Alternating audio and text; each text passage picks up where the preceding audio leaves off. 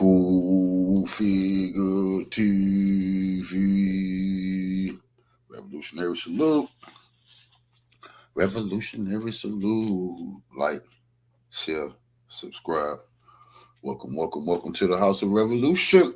Hey, you know I'm your humble host, the Yao Mean of Revolution. Germany says Trump is a war criminal. Spain sides with Iran. Iran allows Spain ships to come through the Strait of Hormuz. Iraq enters the war. It's all bad for the U.S. and Israel. Before we get into that, y'all be sure to wipe y'all feet. That means hit the like button. You in the House of Revolution. Like, share, subscribe, support the platform. Y'all salute, soldier. Well, this is all bad. NATO is siding with Iran. What? Germany couldn't wait to say that Trump is the new Hitler. Well, the Iran war is putting further strain on transatlantic relations. German President Frank-Walter Steinmeier has now spoken of a deep rift with the United States. In unusually strong comments, he said that there will be no going back to before January 20th, 2025, when Donald Trump began his second term as president. And he slammed the U.S. administration for starting the war against Iran. Here's some of what he had to say. Our foreign policy does not become more convincing simply because we refuse to call a violation of international law a violation of international law. We had to grapple with this during the Gaza war, and we must grapple with it in the Iran war as well. For, in my view, this war is a violation of international law. There is little doubt that, in any case, the justification of an imminent attack on the US does not hold water. This view also appears to be held by some within the US intelligence community. This war is also, please forgive me for saying so as someone directly involved, a politically disastrous mistake. And that's what frustrates me the most, a truly avoidable, unnecessary war, if its goal was to stop Iran from developing a nuclear bomb. Let's get more on this now from our Berlin bureau chief, Max Hoffman. Max, the German president did not mince his words in criticizing the Trump administration and the war. He called it illegal, avoidable, a disastrous mistake. What do you make of that coming from Germany's head of state? I couldn't wait to do this.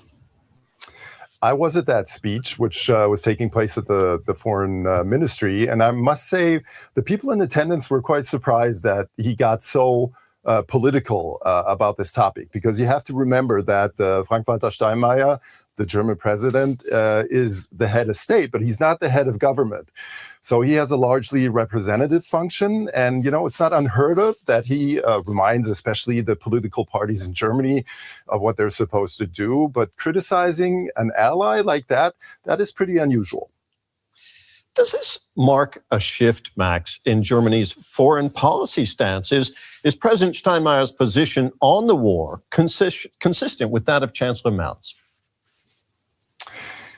The German president is not in charge of foreign policy or governing, by the way. That would be the head of government, and that is the German chancellor, Friedrich Merz.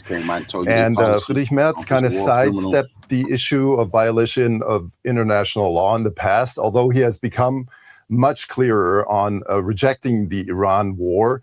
For example, recently he said, had they been consulted by the US, they would have advised against this war. This was probably almost the strongest phrasing by Friedrich Merz in the past. But again, Steinmeier, the German president, is not in charge of that. And so there has already been some criticism from the party of Friedrich Merz on the comment of Frank-Walter Steinmeier already today, saying that this was not the job of the president, but that was the job of the government to classify this as a violation of international law or not. Well, President Steinmeier arguably knows what he's doing. He himself served as Germany's foreign minister in the past.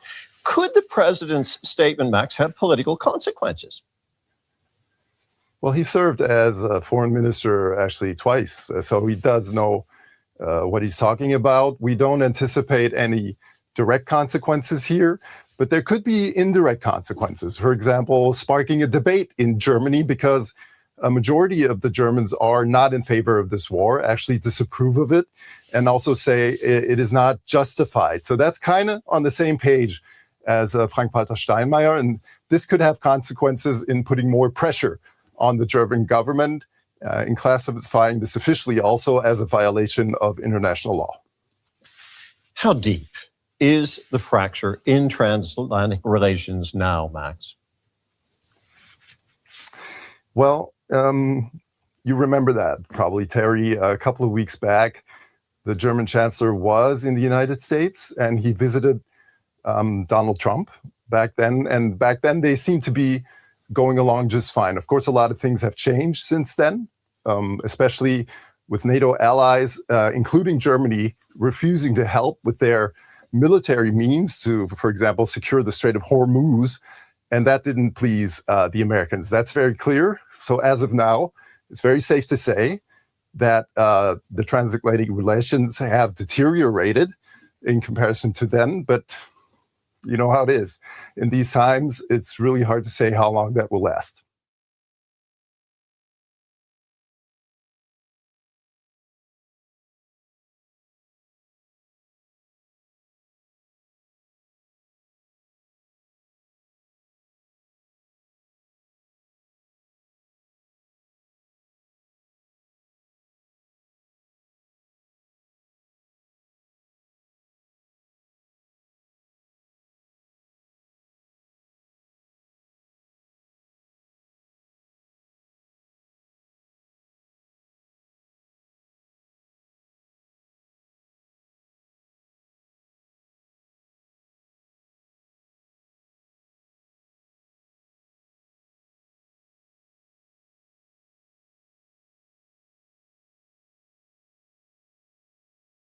Something massive has just entered the war, and it is not just another wave of drones or the usual rockets we have grown accustomed to seeing intercepted over the skies of occupied Palestine.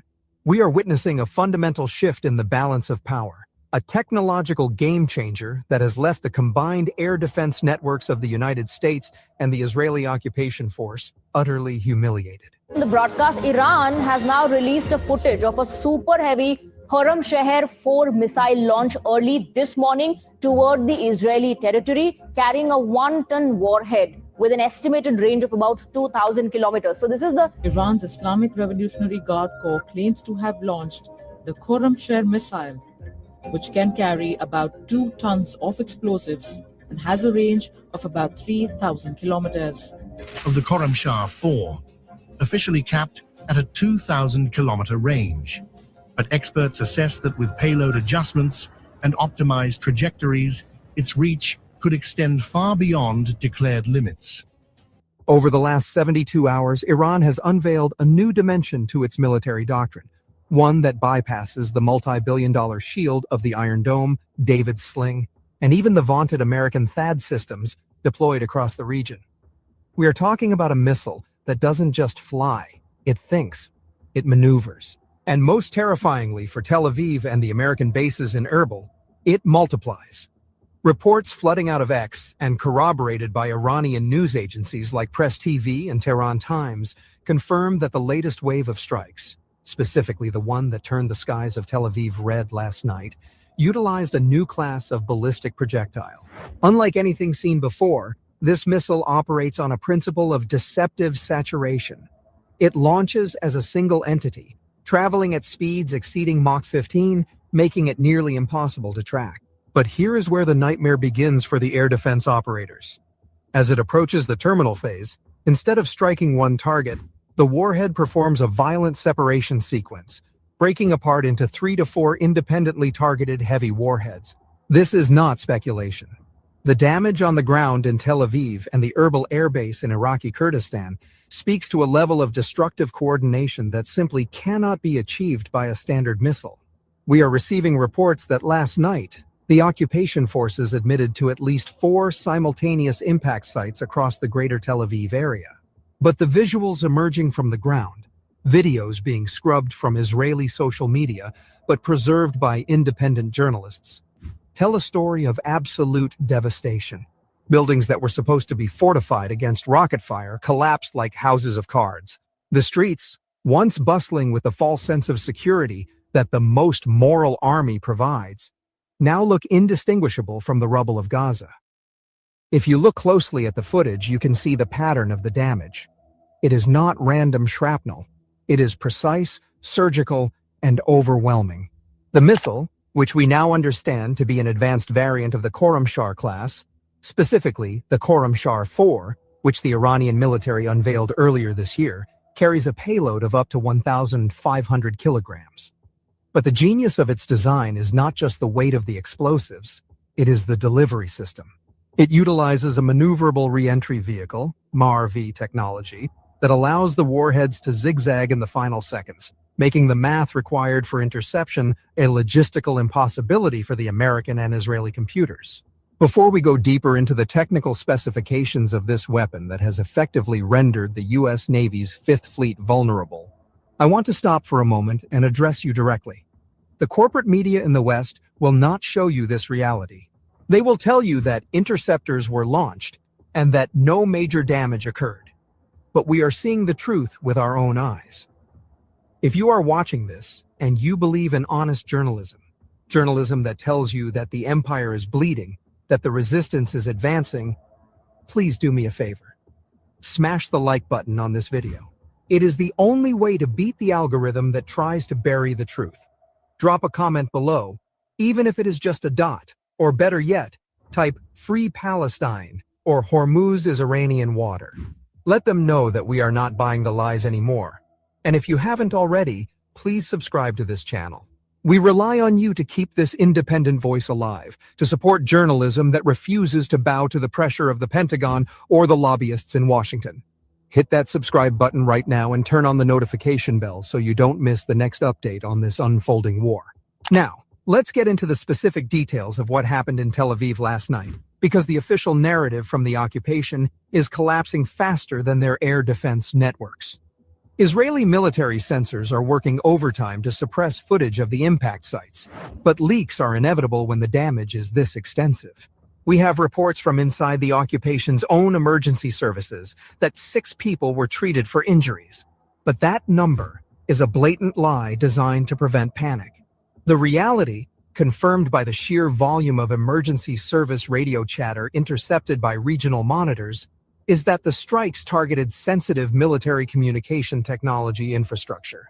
Specifically, a facility responsible for coordinating the F-35I squadrons that have been terrorizing the region. The Israeli military has not reported this because they fear sanctions, or more accurately, they fear the admission of weakness.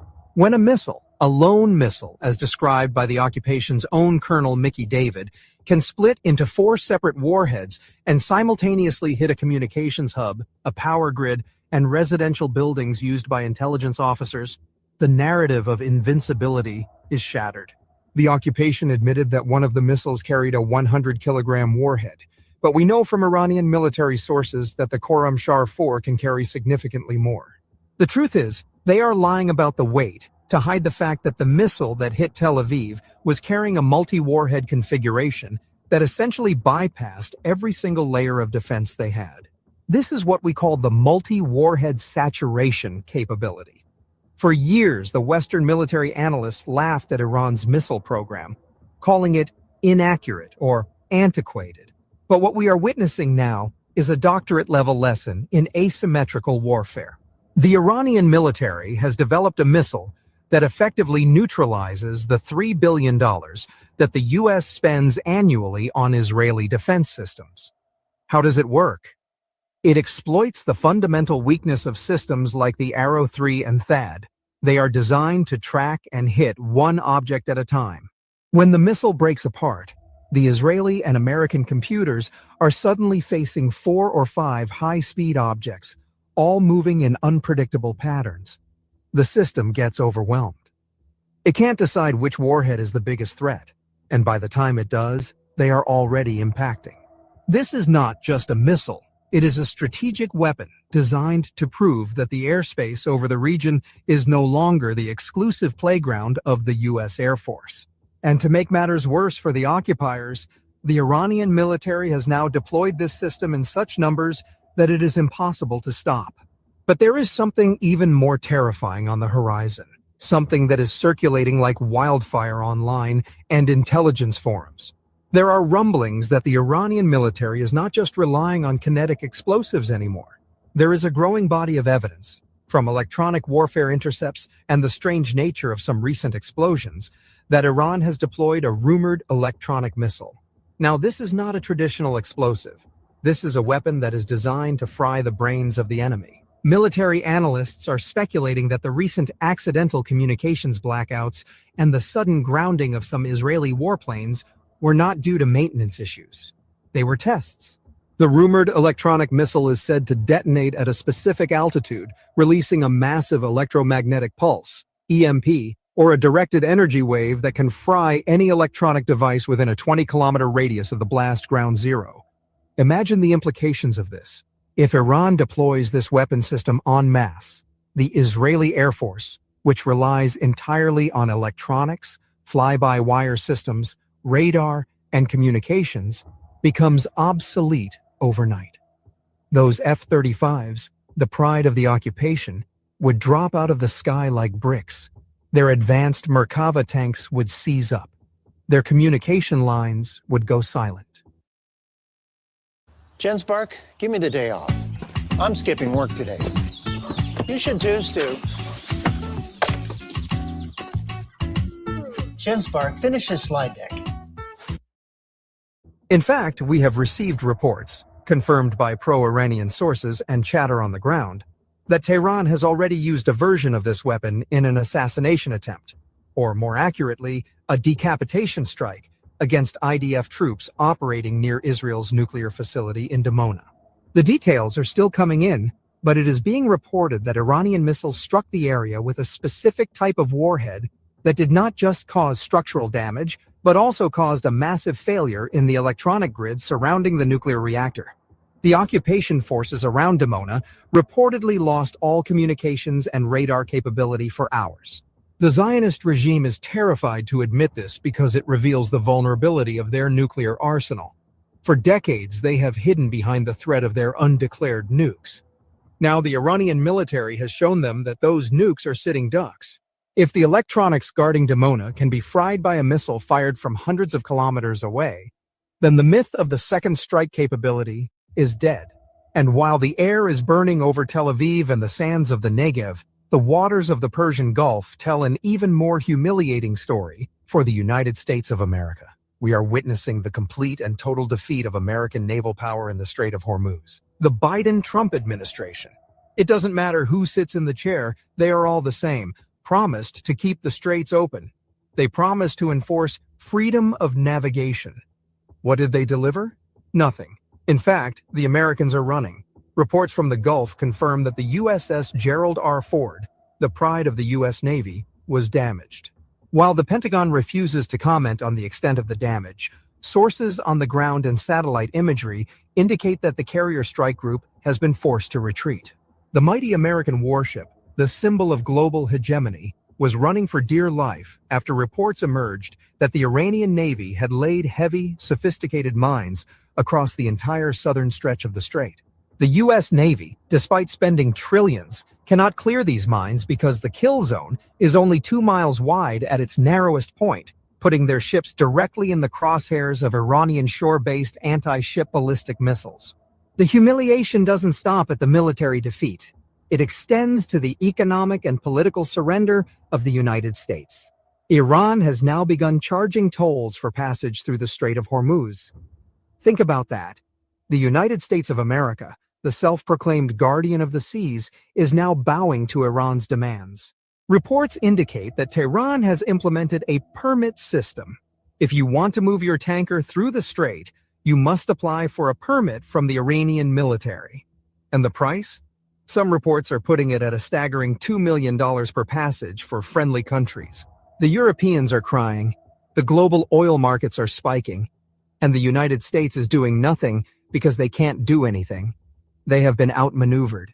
The American Navy is confined to the northern Arabian Sea, too afraid to enter the Persian Gulf because they know that the waters are laced with mines and the skies are dominated by Iranian hypersonic missiles. This is the new reality. The United States, which spent decades bombing and sanctioning Iran, is now being forced to ask for permission to move its own ships. The Israeli occupation, which boasted of having the best air force in the Middle East, is now looking at its cities looking like Gaza, piles of rubble and fire, with no ability to stop the rain of precision-guided missiles. The Iranian military has changed the game. The missile we saw last night is just the opening act. If the electronic missile rumors are true, if Iran decides to deploy that weapon system to its full extent, the occupation's air force will be grounded permanently. The war is entering a new phase. The resistance is not just surviving, it is dictating the terms. And as we watch the American warships flee and the Israeli settlers hide in shelters, one thing becomes clear. The era of unchecked Western aggression in West Asia is over. The people of Gaza, the people of Lebanon, and the people of the region are watching the empire bleed out in the waters of the Gulf and the streets of Tel Aviv. We will continue to bring you the truth as it unfolds, because the truth is all we have against the lies of the warmongers.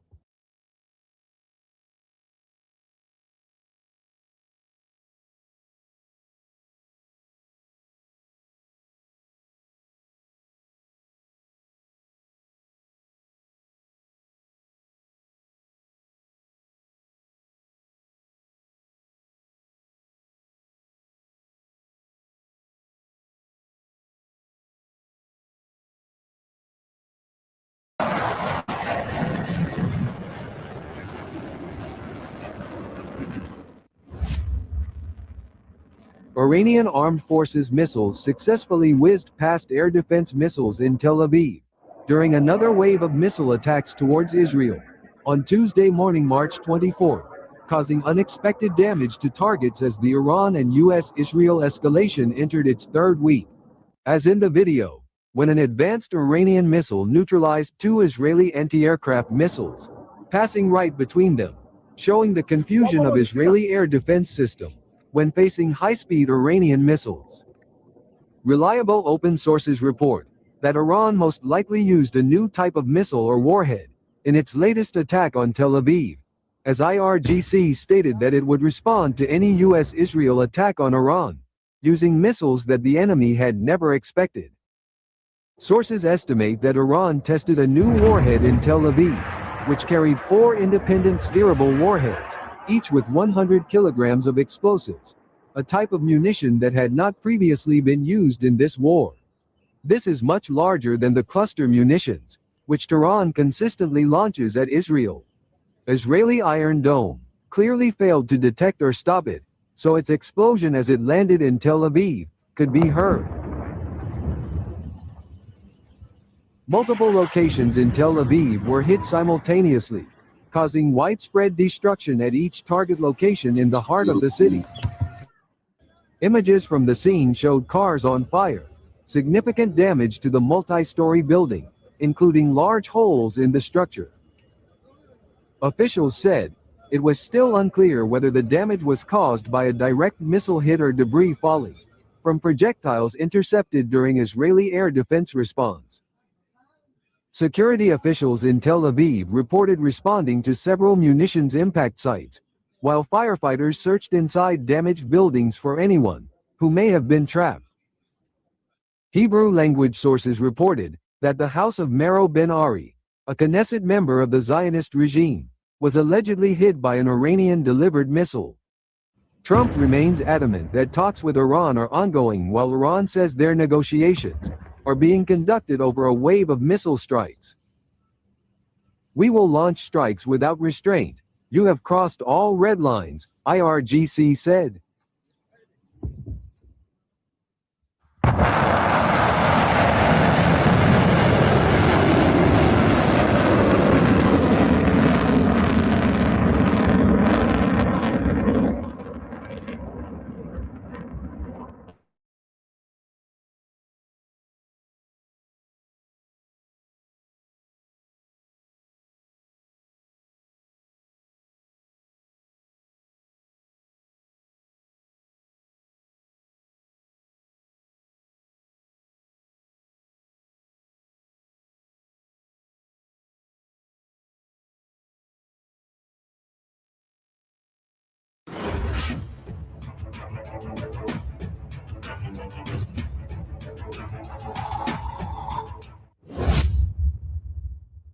Thick smoke billowed from two sites after explosions, which occurred after two Iranian missiles landed and struck Negev region, South Israel, media reported on Wednesday.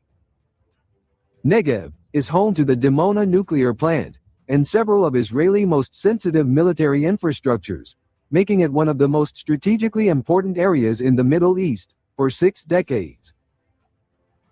Despite the Negev's inaccessibility, impacts were reported at the Rotem Amford facility, a large industrial complex located 8 kilometers northeast of the Dimona Nuclear Research Center. An Iranian missile struck and damaged one of the Rotem facilities, which accounts for 15% of the eastern Negev's GDP. These plants are powered by the 440 megawatts OPC Rotem combined cycle natural gas-fired power plant. Another Iranian missile reportedly struck one of the power plants near the Dimona nuclear reactor. No details about the affected power plant, as there are several power plants nearby. There was no confirmed information about technical damage or casualties at the plant. The situation is still developing, and further reports are expected in the coming hours. According to Iran, the targeting on Negev was in response to a previous attack on Iranian Bushehr nuclear power plant. It's worth noting that this Israel-US war has taken a completely different turn, with Iran having no difficulty attacking Israel in broad daylight since this week.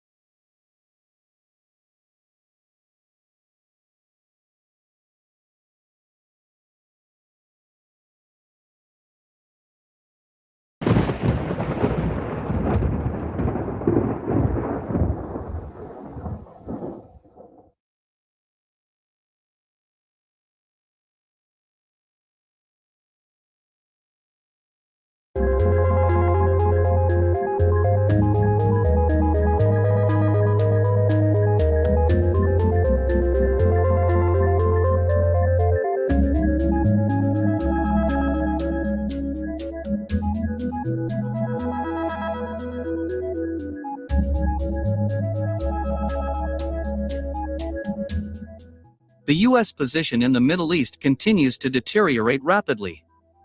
Washington is definitely losing control over the Iran war. At the same time, Donald Trump is trying his best to show that everything is supposedly going according to plan. However, he's not good at it. Especially against the backdrop of his weird statements about certain negotiations that the United States is allegedly conducting with the Iranian authorities. Even Western journalists admit that Trump's recent statements about the beginning of negotiations with Iran do not correspond to the truth. By the way, it is worth noting that even many Western journalists have lost confidence in Trump after his numerous statements about the defeat of Iran.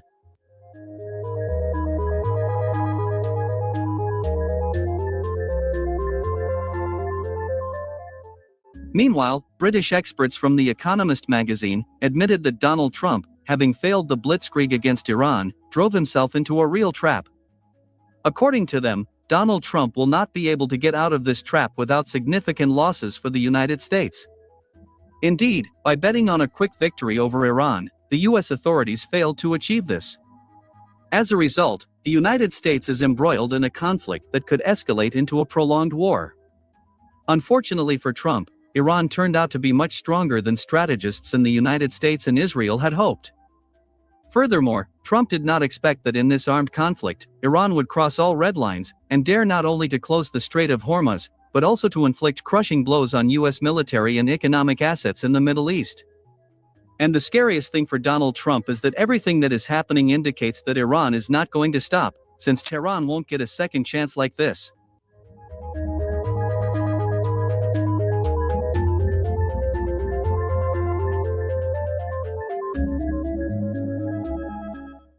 Even American think tanks admit that at the moment, Trump does not have an effective way out of this conflict without reputational losses for the United States. Currently, Trump has 3 scenarios on the table for ending this war, and all of them are a losing matter for the United States. The first scenario is negotiations with Iran. However, this scenario is unlikely due to the tough stance of Tehran, which actually demands the unconditional surrender of the United States and Israel. The second scenario is that Trump may declare victory for the United States and unilaterally withdraw from the war. However, this will not be a victory, as Iran will retain all levers of influence in the region, including control over the Strait of Hormuz. And finally, the third scenario is that the United States may continue to launch missile strikes against Iran, including launching a ground invasion of the Islamic Republic. However, this scenario carries significant risks for Washington, as there are no guarantees of success, given a chronic shortage of ammunition. In addition, the ground operation will not allow Trump to hide the huge losses among the American troops, which will cause a wave of discontent among U.S. citizens throughout the country. Furthermore, if the United States still dares to escalate the conflict in the Middle East, the economic consequences for the whole world will be catastrophic.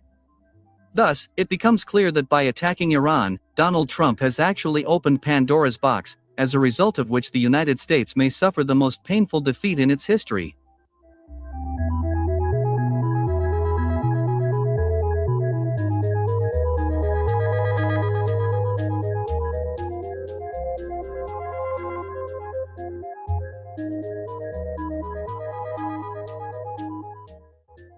Against this backdrop, it is also worth noting an article in the American newspaper The Washington Post. In particular, this American newspaper, citing its sources in the White House, stated that the Trump administration had recognized that it would not be possible to overthrow the current regime in Tehran and destroy Iran's missile program. However, it is reported that in order to avoid a shameful defeat, the United States began to actively work on Plan B. So, what is this Plan B? Reports indicate that the United States is aiming to seize the Strait of Hormuz, to be able to launch missile and bomb attacks on Iran without harming the global economy.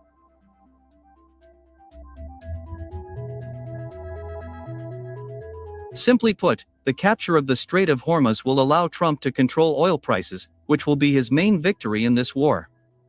Against this backdrop, a reasonable question arises. How does the United States intend to seize the Strait of Hormuz, especially given the fact that in 24 days of hostilities, the United States and Israel have failed to destroy Iran's military potential?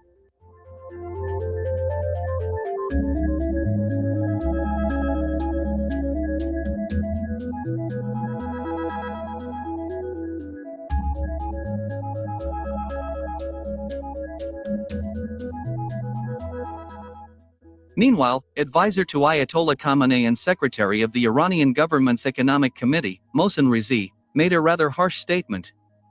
So, on the morning of March 24, he officially declared that the current war would end only when the Americans accepted all of Iran's conditions. Otherwise, according to him, the fighting would continue. I officially declare that the war will continue until the United States and Israel pay reparations to Iran for the damage caused. The war will continue until the United States lifts all economic sanctions against Iran. We also need guarantees of non-aggression in the future, and guarantees that the United States will stop interfering in Iran's internal affairs. This is the decision of our nation, our armed forces, and our leader, Mohsen Rizvi said.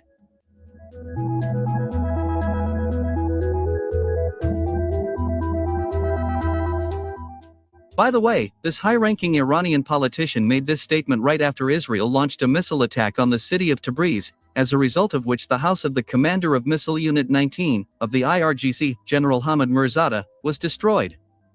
It is reported that the entire family of the Iranian general died as a result of this Israeli attack. At the same time, there is still no accurate information about Hamid Mirzadeh's fate.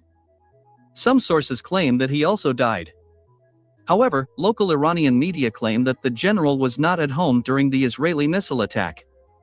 It is noteworthy that immediately after that, the IRGC launched a massive missile attack on Tel Aviv, as a result of which the IDF military facilities in the southern and western parts of the city were destroyed. According to Middle Eastern sources, 5 high-ranking IDF officers were killed as a result of this missile strike.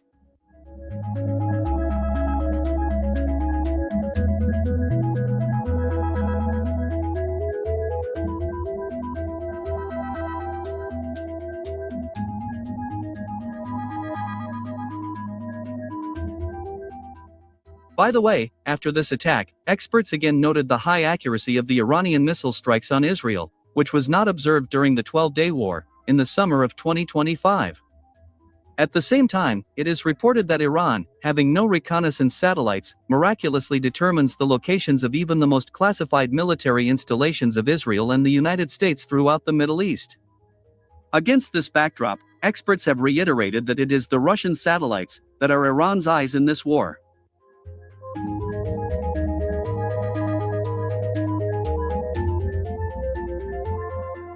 Iranian Foreign Minister Abbas Iraqi also added fuel to the fire.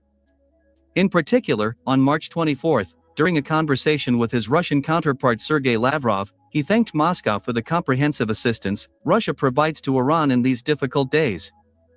Furthermore, Israeli and Western sources have confirmed that Iran is using Russian uranium kamikaze drones with increased accuracy and range against Israel, Arab states, and U.S. military bases. As evidence, they presented Russian microchips found in all these drones. All this indicates that Russia is transferring not only intelligence to Iran, but also certain types of weapons. Moreover, on March 19, dozens of modern Russian Spartak multi-purpose armored vehicles, capable of withstanding an explosion of up to 6 kilograms in TNT equivalent, were spotted in Tehran. Thus, it becomes clear that Russia is fulfilling its allied obligations to Iran in full, by transferring not only intelligence to Tehran, but also certain types of modern weapons. Against this backdrop, Iran's victory in the current war against Israel and the United States is becoming more than real.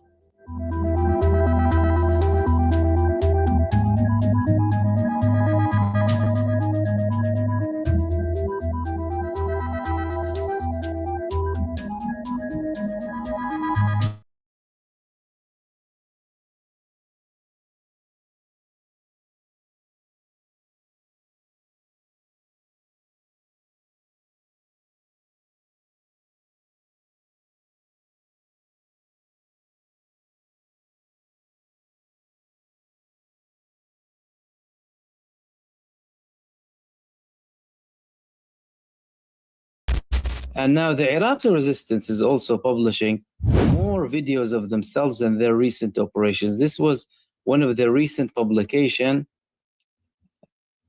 targeting 2 locations that belong to Iranian opposition movements in the Sulaimaniya area. Let's have a look at this video.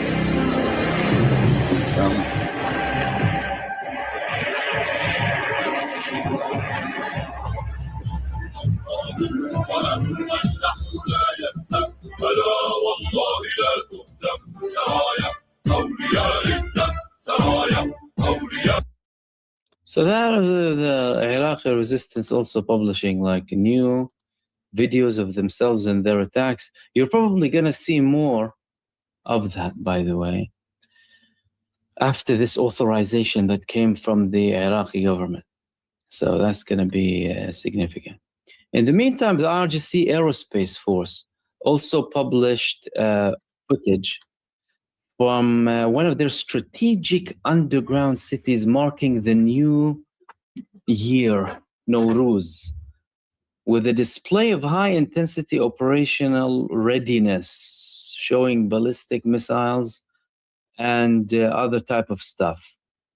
Let's have a look. I mean, Trump and Hegseth said that they're destroyed. I mean, according to Trump, maybe Iran has a missile or 2 or 3, I don't know, you know. We got rid of them, all of them. I mean, they still have like a couple of 82%. 82%. Pete, it's been great. It's been great. He didn't want to stop, Pete. He didn't want to stop. I told him, Pete, you have to stop. You have to stop. We have to tell, yeah, they're going to give me a big prize. They're going to give me a big prize. They got me a big surprise, and the gift was very good. It was to do with the oil. Yeah, they spoke to me. If you listen to him, you think Iran is... that's it. They're handing prizes to Trump. They trolled him again yesterday, right? They told him, we're sending you the new diplomat, Khorram Shah 4. Our heaviest diplomat is coming. Anyway, let's look at what they had to publish. I mean, I think there's a translation here as well, yeah.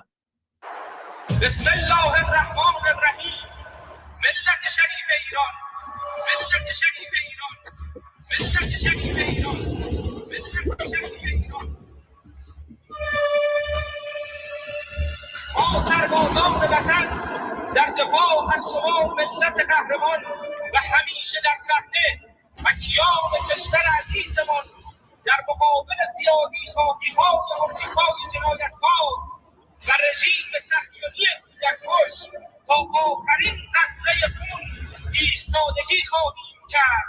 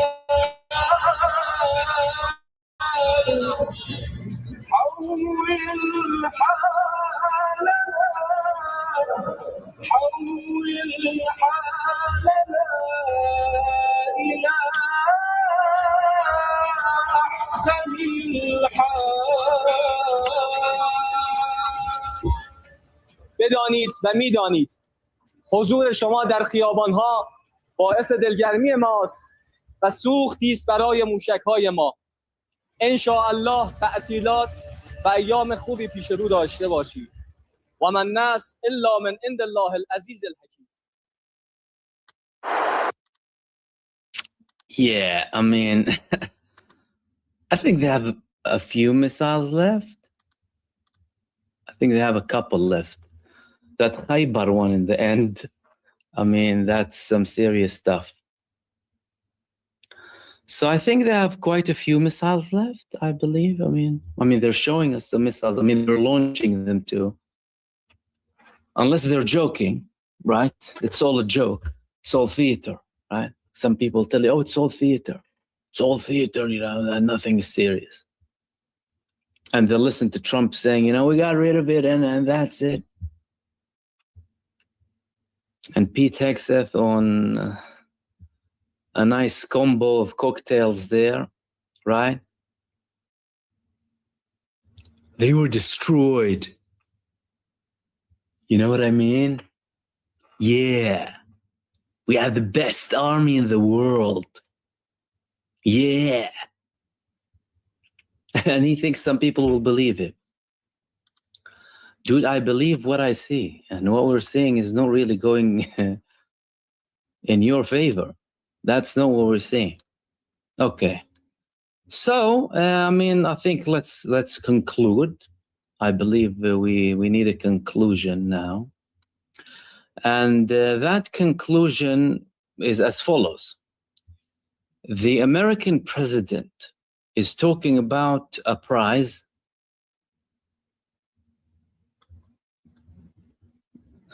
You know, whenever he talks about the prize, I need to pause. I mean, I'm thinking, what is that prize? What is that prize, really? He's talking about a prize. Is it that prize? Let's have a look. I mean, I have to share this. I have to share this. I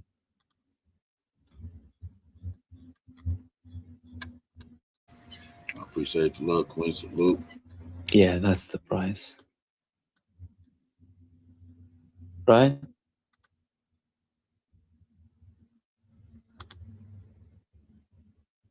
A diplomatic delegation led by Mr. Khorramshahr IV will hold extraordinary negotiations tonight. That's the prize that he's gonna get. So yeah, I mean, I'm not sure what he's talking about there, but what's for sure here is that the American president is trying to, clearly by the things that he's saying, is trying to portray an image of victory, and he's trying to perhaps get this over and done with and come to a conclusion, come to a halt, end it.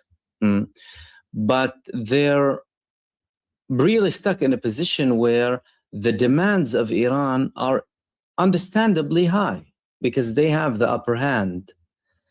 They are the ones that are continuing to attack. The United States, its soldiers are running away, you know, sabotage on the aircraft carriers and what have you. The statements, we won, we obliterated them, we destroyed them, are all intended to be a pretext for actually ending the hostilities with Iran. But there's a slight gap. You know, Netanyahu, although he said that the agreement that Trump told him about still looks like this. It did everything right. Well, if we'd gotten true green, they'd come back until we're happy. That's their satisfaction guarantee. Preserves Israel's national interests. He still said that we need to we're going to continue attacking, which indicates that there's some gap here between him and Donald Trump. In addition to all of this, he's a hyper-pathological liar. I mean, what are you going to believe, really? Are you going to believe him, or are you going to believe the truthful Iranians? I mean, this whole operation is called True Promise. I mean, I believe them, trust me. Al-Wa'd al-Sadiq, 4 as well, you know. They delivered 3 true promises before. I believe the 4th, trust me. I believe the 4th very much. I believe what I'm saying. And Iran, perhaps they still haven't really pushed for all of the things that they want to do so far. There's still a lot that they can do.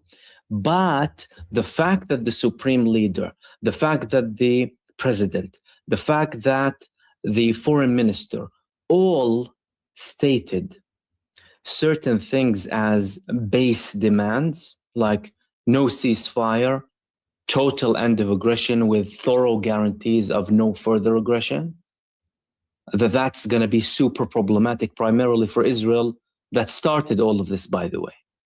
Yes, the United States is at the same level of criminality and everything with Israel, but it was motivated undeniably by Israel. Is Israel going to be satisfied with that?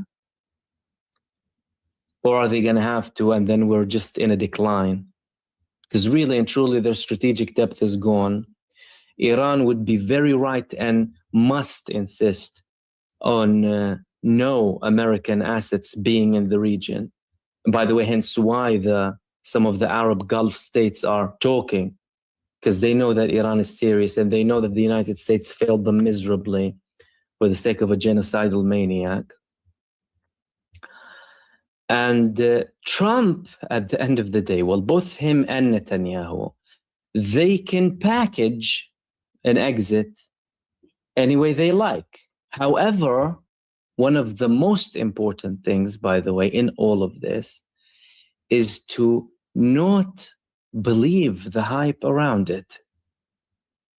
Why? Because although they're suffering, the United States and Israel, they still have capacity attack. So Iran still has more and they have more. And both the United States and Israel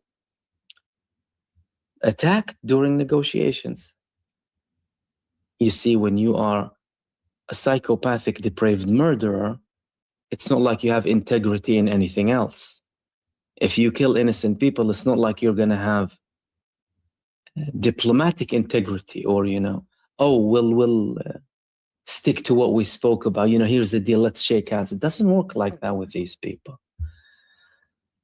All of these things and the fact that there's more leverage being used by Iran now and its allies indicate that we are entering a new phase. The Iranian missiles that have been used in the past 4 days have been more advanced, more lethal. To be fair, all of their missiles were brutal and lethal and solid. But the ones that they were launching in the past couple of days are even faster, even more lethal, causing more damage, Israel isn't hiding anything as well. And again, that could be an attempt from Israel, by the way, to kind of give Iran a bit of a, win, right? So... Jen Spark, give me the day off. I'm skipping work today. You should too, Stu.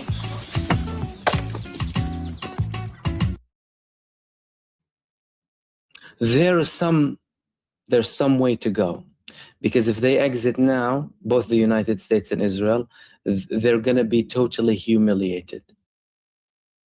I mean, he's already trying to justify Trump, like, oh, it's their oil, we don't need oil, firstly.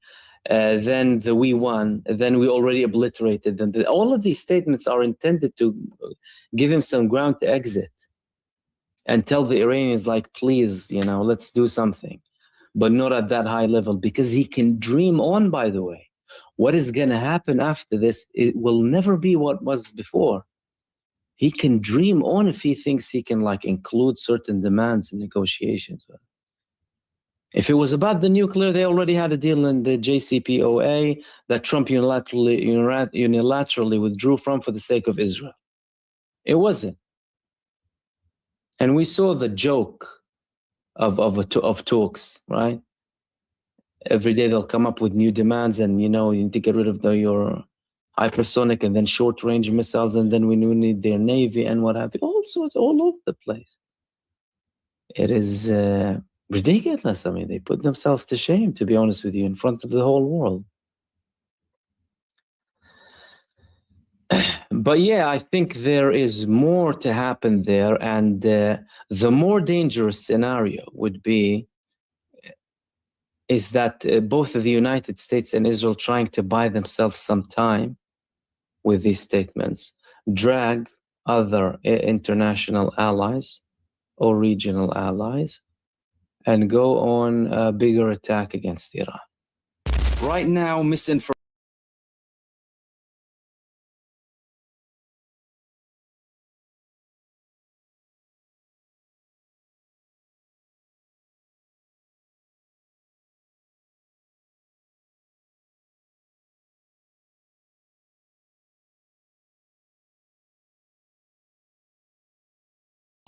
قهرمان و همیشه در صحنه و کیان کشور عزیزمان در مقابل زیادی خواهی‌های آمریکای جنایتکار و رژیم صهیونی کودککش با آخرین قطره خون ایستادگی خواهیم کرد.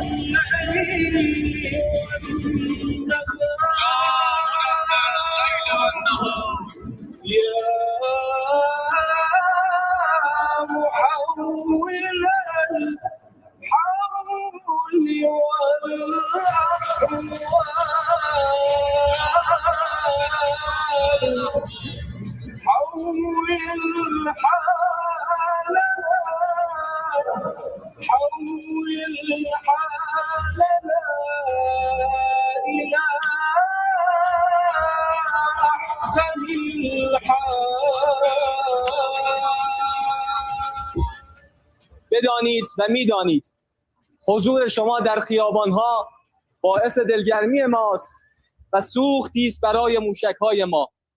ان شاء الله تعطیلات و ایام خوبی پیش رو داشته باشید. و من النصر الا من عند الله العزیز الحکیم. Yeah, I mean, I think they have a few missiles left. I think they have a couple left. That Khaybar one in the end, I mean, that's some serious stuff. So I think they have quite a few missiles left, I believe. I mean, they're showing us the missiles. I mean, they're launching them too. Unless they're joking, right? It's all a joke. It's all theater, right? Some people tell you, oh, it's all theater. It's all theater, you know, and nothing is serious. And they'll listen to Trump saying, you know, we got rid of it and that's it. And Pete Hegseth on a nice combo of cocktails there, right? They were destroyed. You know what I mean? Yeah. We have the best army in the world. Yeah. And he thinks some people will believe it. Dude, I believe what I see. And what we're seeing is not really going in your favor. That's not what we're seeing. Okay. So, I think let's conclude. I believe we need a conclusion now. And that conclusion is as follows. The American president is talking about a prize.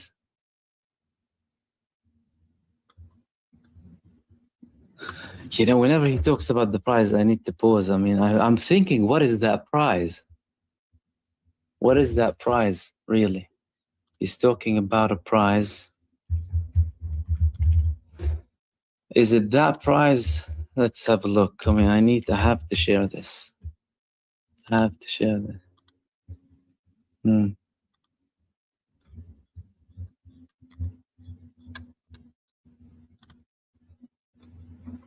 Yeah, that's the price. Right?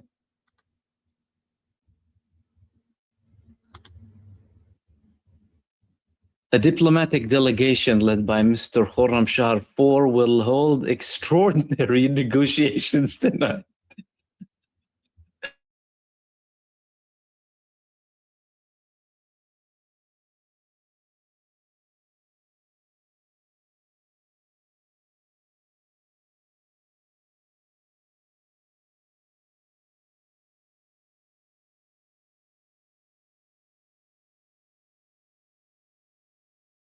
Being in front of a public school which had just turned into refuge for children and their family who had to flee their home without. The Iran Sabah al-Nu'man, the spokesman of the commander of the Iraqi armed forces, announced today that the Ministerial Council for National Security had decided to confront the attacks targeting the headquarters and formations of the Popular Mobilization Forces. What are the Popular Mobilization Forces? The Popular Mobilization Forces are part of the Iraqi armed forces. They had very big battles against ISIS as they were taking over certain territories, and they form part of the defense mechanism inside Iraq. Another military, if you wish. They have formations. The Popular Mobilization Forces are made of very many formations in what is traditionally described as the Iraqi resistance.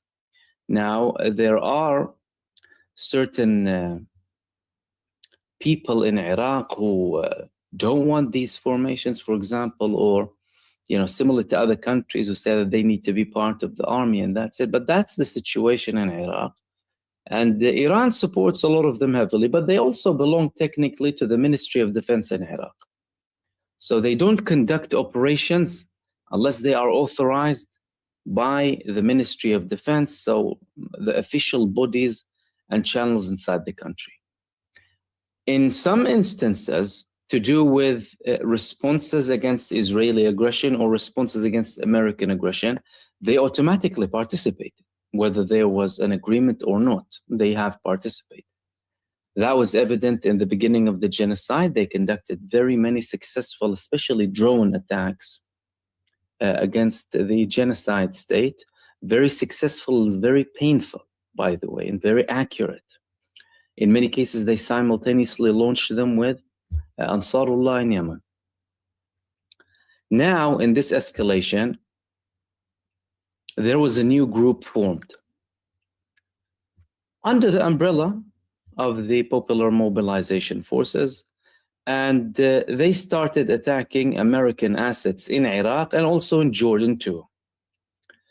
Now, the United States and Israel, they had a retaliation. So when there was an escalation with Gaza, the United States carried out strikes and targeted some significant figures in this organization, in this body.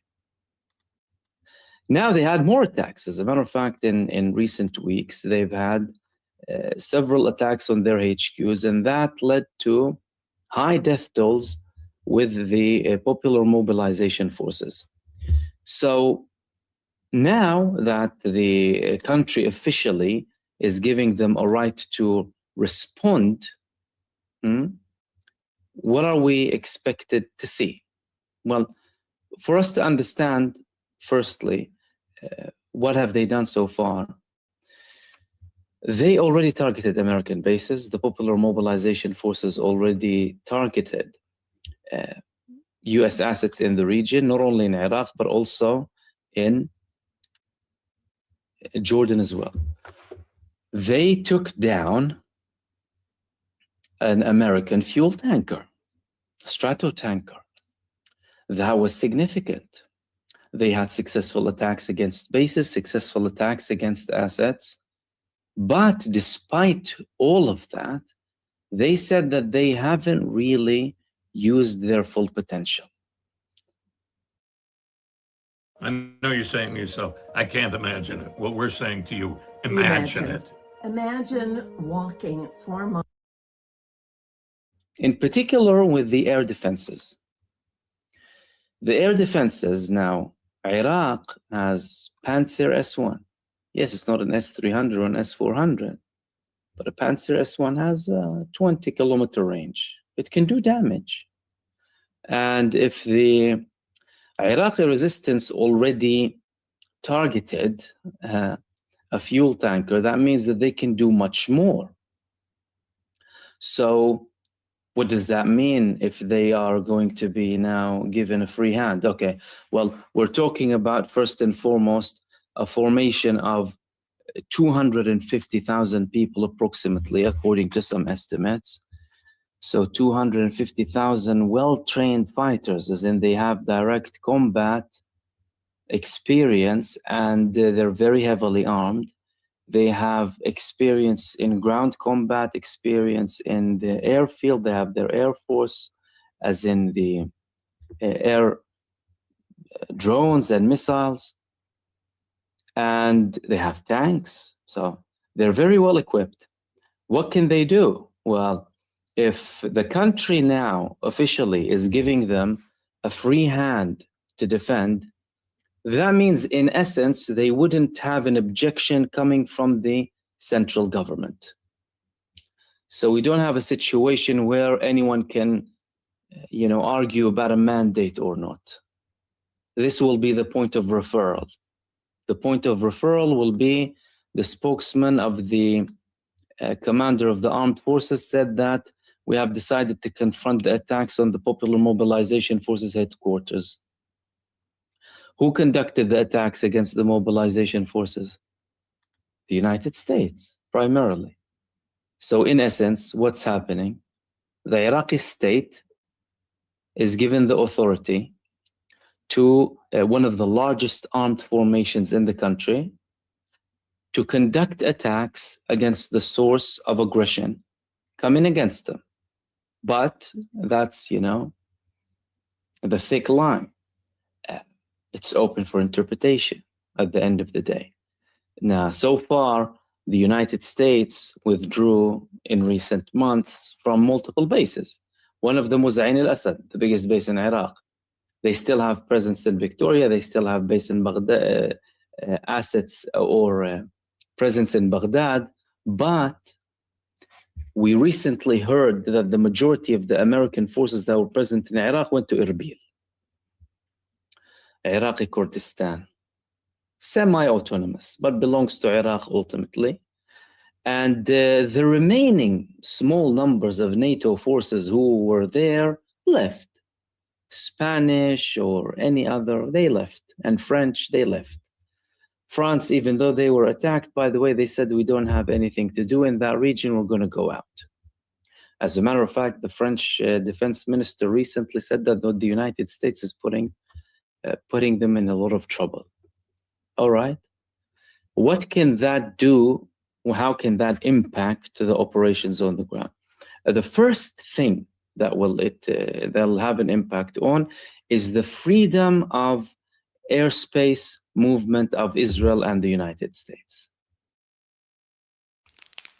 You're not eating onions wrong. You're destroying them before they help you. Let's be blunt. Every time you peel Israel, before it arrives, it goes through the Jordanian-Syrian borders, through the northern part of Iraq, and sometimes other parts inside the country. The United States will go through from Saudi Arabia over the Iraqi airspace and go and attack Iran. Likewise with the close regional countries too. That means the United States had free airspace maneuverability. This will be changing the equation. Therefore, the United States now will be risking a significant number of its air force flying from Saudi Arabia to Iran. Yes, they still have bases in Saudi Arabia. They still use them against Iran. As a matter of fact, Saudi Arabia recently allowed them to use more of their bases in the country to conduct attacks against Iran. If Iraq now is in a position officially allowing the popular mobilization forces to respond to any aggression or source of aggression, that means that number one, the United States forces will have more trouble flying over Saudi Arabia, because although we know they have the Panzer I, we don't know what else they have. They took down a Stratotanker. If they have more arms from Iran, we don't know what they're capable of. So it's going to be a very dangerous story here. Why? Because Iran just recently hit an F-35. For the first time in history, an F-35 is hit by an air defense system. Then F-15s and F-16s have been hit. Of course, the American side claims that they're, friendly fire and Patriots and what have you. We can't really confirm that that's true. And, well, the United States would want to sugarcoat things. Therefore, it's going to be more difficult for the United States to conduct air attacks from Iraq, which was the biggest airspace that they need to go through from Saudi Arabia. What would that leave them with? That would leave them with the Gulf countries that are closer to Iran. So we're talking about Bahrain, Kuwait, Qatar, these countries, the UAE primarily. That is much more dangerous than conducting attacks from Saudi Arabia for the geographical proximity to Iran. So from a geographical perspective, it's not good for the United States to have assets in those regions. As a matter of fact, Al-Udeid, which is the largest airbase in the region that's positioned in Qatar, the United States removed many of its firepower and fighter jets from that base because they knew it's going to be attacked heavily.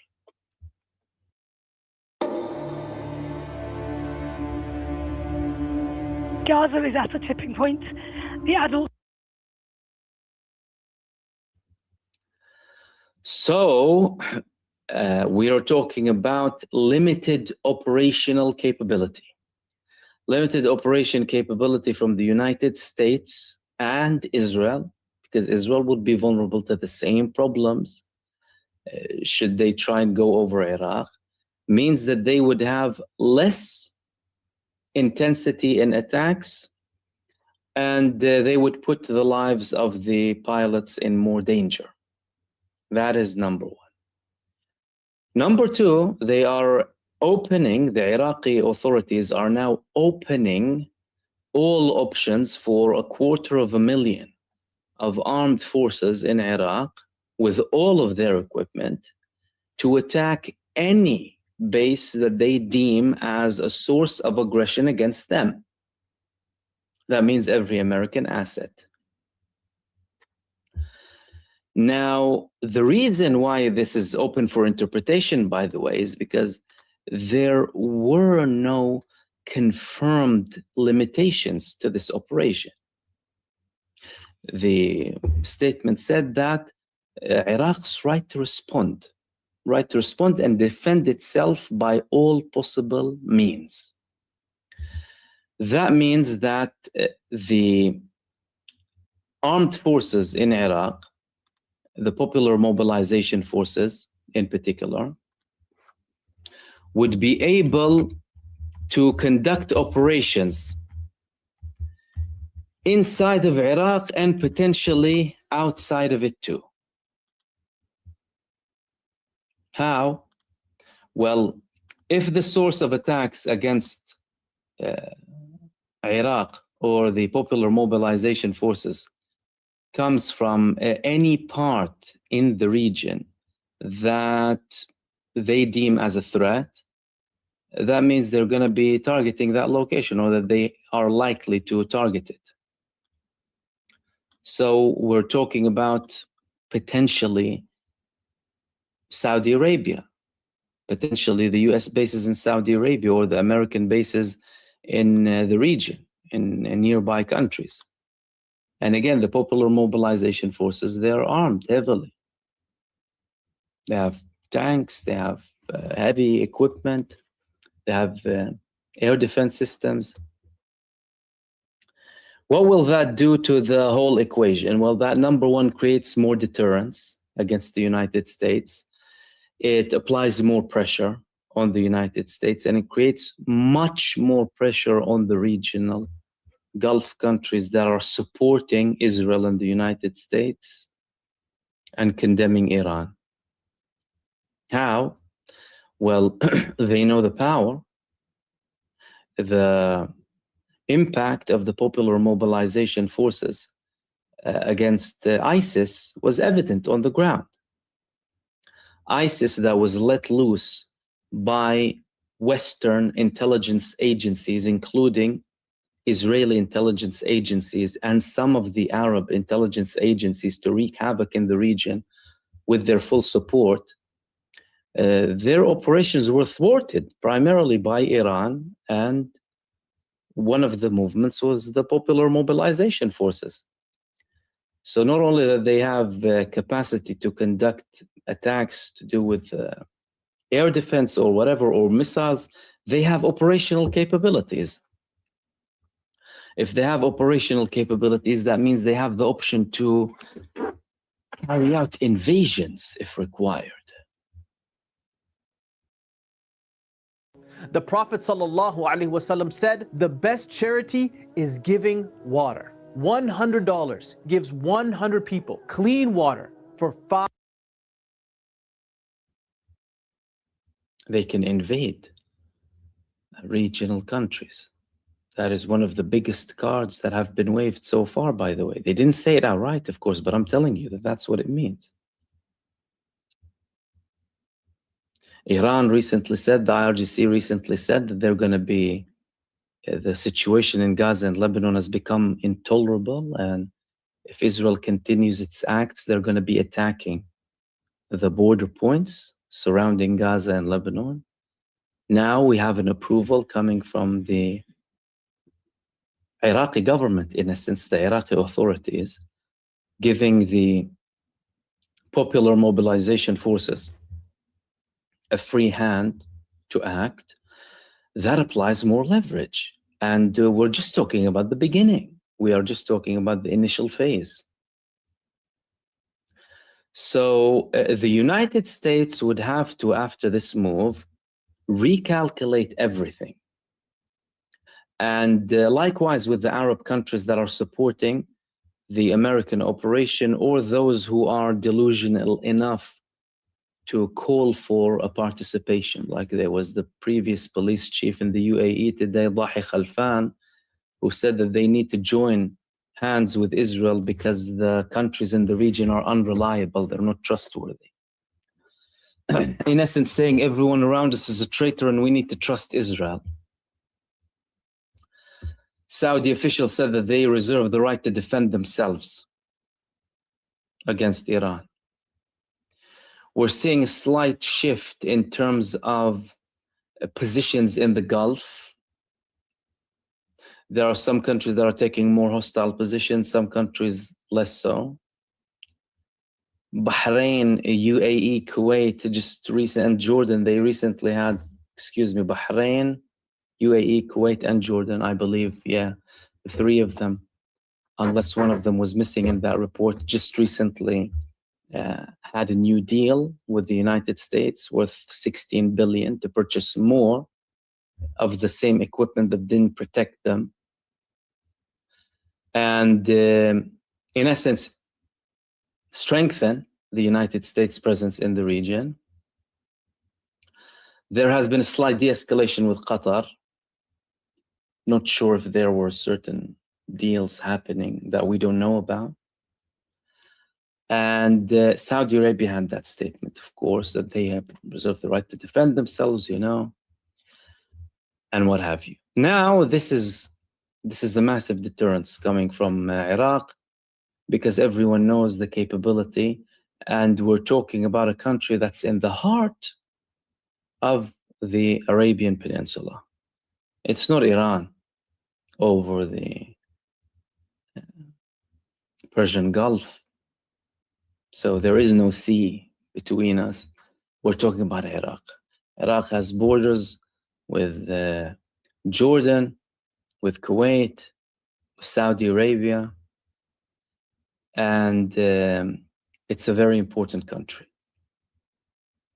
That will change the decision-making process in the United States undeniably. Right now, misinformation spreads faster than facts, especially on the most sensitive global stories.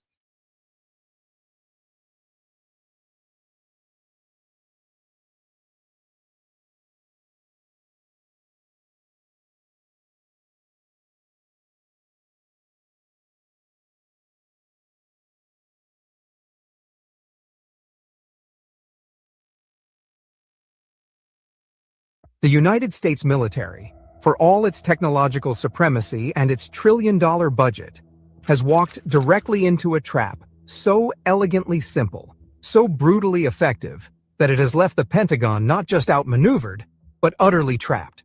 While the world was distracted by the chest-thumping from Washington and the desperate manipulative announcements from Donald Trump trying to calm markets that have gone completely haywire, Iran was playing a completely different game. A long game. We are now watching the consequences of decades of American arrogance unfold in real time. Before the start of the war, about 20% of global oil and gas supplies passed through the Strait of Hormuz. Now it's a trickle, because Iran has effectively shut this crucial waterway. The world's most critical oil choke point is now at the center of a stunning claim.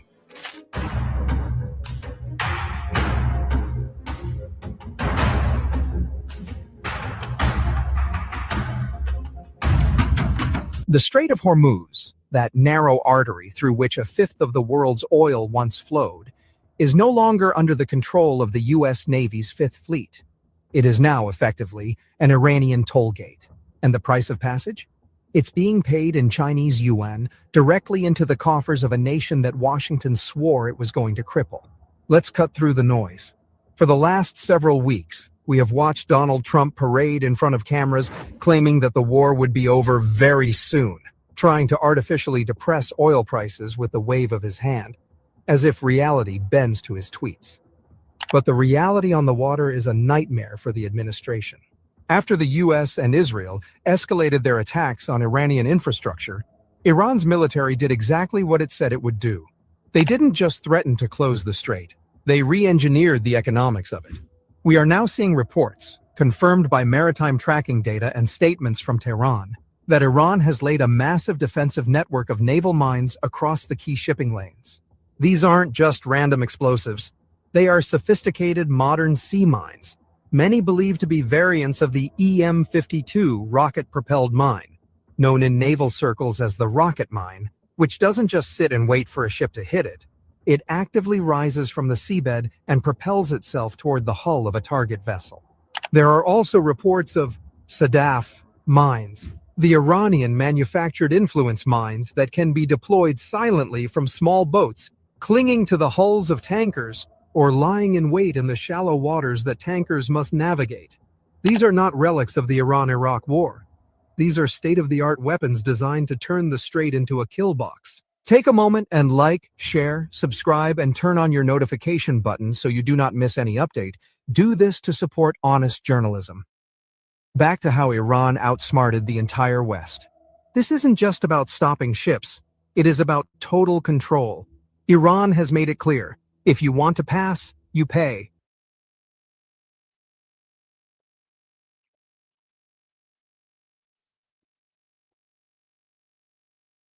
And if you refuse, you are either hit by a mine or you sit idle in the Gulf, accumulating demurrage costs while your crew waits in fear. The history of naval warfare tells us that even a handful of mines can create absolute chaos. Look back to 1972, when the U.S. dropped just 36 mines into Haiphong Harbor in North Vietnam, and maritime traffic simply ceased to exist.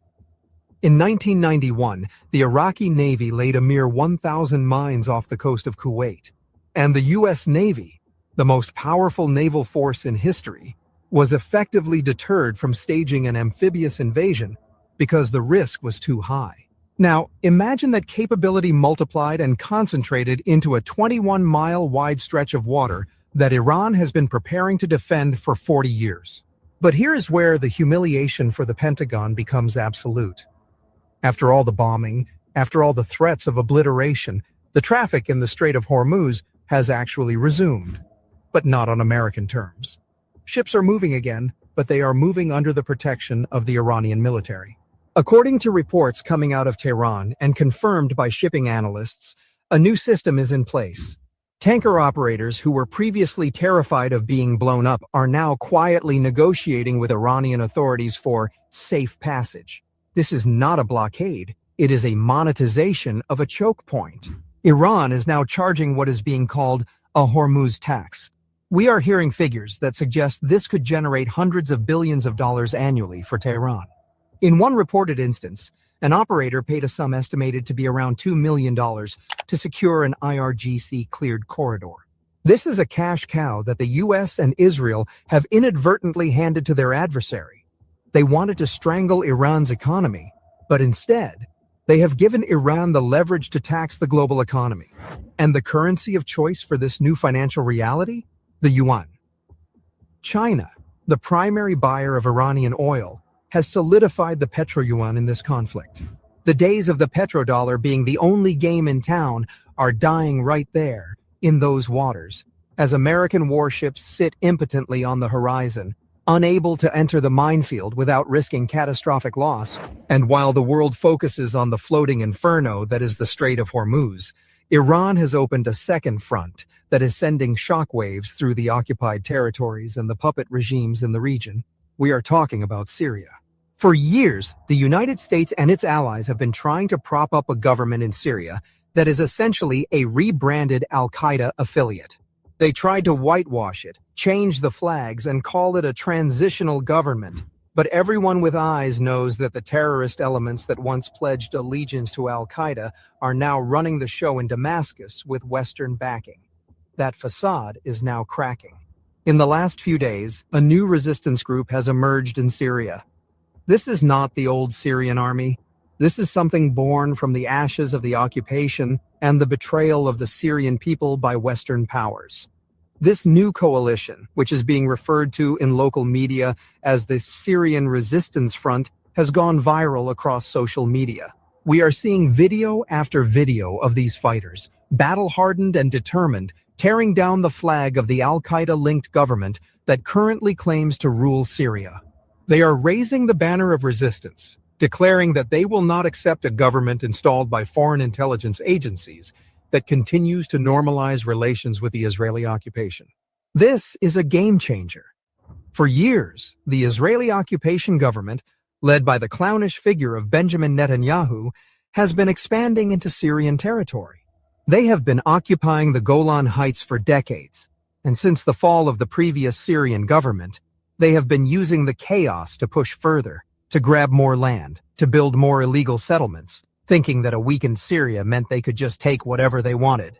But this new resistance group has stated its aims clearly: to liberate Syrian territory from foreign occupation and to crush the terrorist factions that are acting as proxies for the West.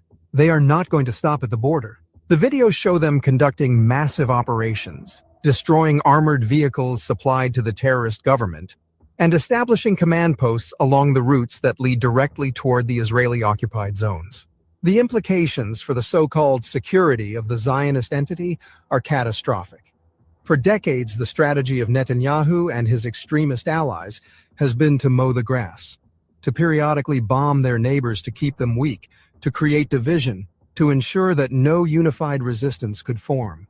They believed that by destroying the old structures, they could create a docile, compliant Arab world. They have failed spectacularly. By propping up a terrorist government in Syria and by waging genocide in Gaza and open war on Iran, they have created a generational wave of animosity. The resistance in Syria is now coordinating with the Lebanese resistance. We are seeing the beginnings of a unified northern front that stretches from the Mediterranean coast of Lebanon, through the mountains of Syria, all the way to the Iraqi border. This is not a group of isolated militias.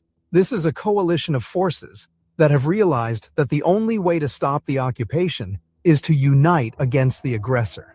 You have to understand, the Lebanese resistance, Hezbollah, has been battle-tested for decades. They have fought Israel to a standstill in 2006, and they have emerged from the recent conflicts stronger in their conviction. Now, with a new front opening in Syria, they have a land bridge. The Syrian resistance is not asking for permission, they are acting. The videos show them destroying the flags of the al-Qaeda government, but the message is aimed squarely at Tel Aviv. It says, "You thought you could break the axis of resistance by assassinating leaders? You thought you could turn Syria into a playground for your intelligence services? Look again." And let's talk about Netanyahu for a moment, because this man has consistently sold the Israeli public a bill of goods. He promised security. He promised that by cozying up to dictators in the Gulf, and by pushing for normalization with terrorist-backed regimes in Syria, he could create peace. Instead, he has created a ring of fire around his country. His tactics, the constant assassinations, the indiscriminate bombing of civilians, the brazen theft of land, have not made Israel safer. They have turned the entire region into a powder keg of rage. Every time he authorizes a strike in Damascus or Beirut, he adds fuel to the fire. The result is more resistance, more wars, more killing. And now, with Iran having effectively taken control of the Strait of Hormuz and turned it into a revenue stream, and with a new, highly motivated resistance movement growing like wildfire in Syria, Netanyahu's dream of a new Middle East has turned into a nightmare of encirclement. The U.S. is trapped in a war of attrition it cannot afford. Iran is getting richer by the day from its control of the waterway, and the people of the region, from Yemen to Syria to Lebanon, are standing up with a fury that no bunker-buster bomb can extinguish. This is the reality. The Pentagon is running calculations, trying to figure out how to run a mine-sweeping operation under fire without losing a destroyer. Donald Trump is posting on social media, trying to convince Americans that the war is almost over while the price of everything is about to skyrocket. And Benjamin Netanyahu is hiding in his office, praying that his American benefactors don't pull the rug out from under him as the walls close in. The era of American dominance in the Middle East is ending right here, in the waters of the Hormuz and on the dusty plains of Syria. with the resistance writing a new chapter 1 that the architects of war in Washington and Tel Aviv never saw coming. If you eat butter daily, this is what happens to your eyes. Take a look at these two retina scans. They both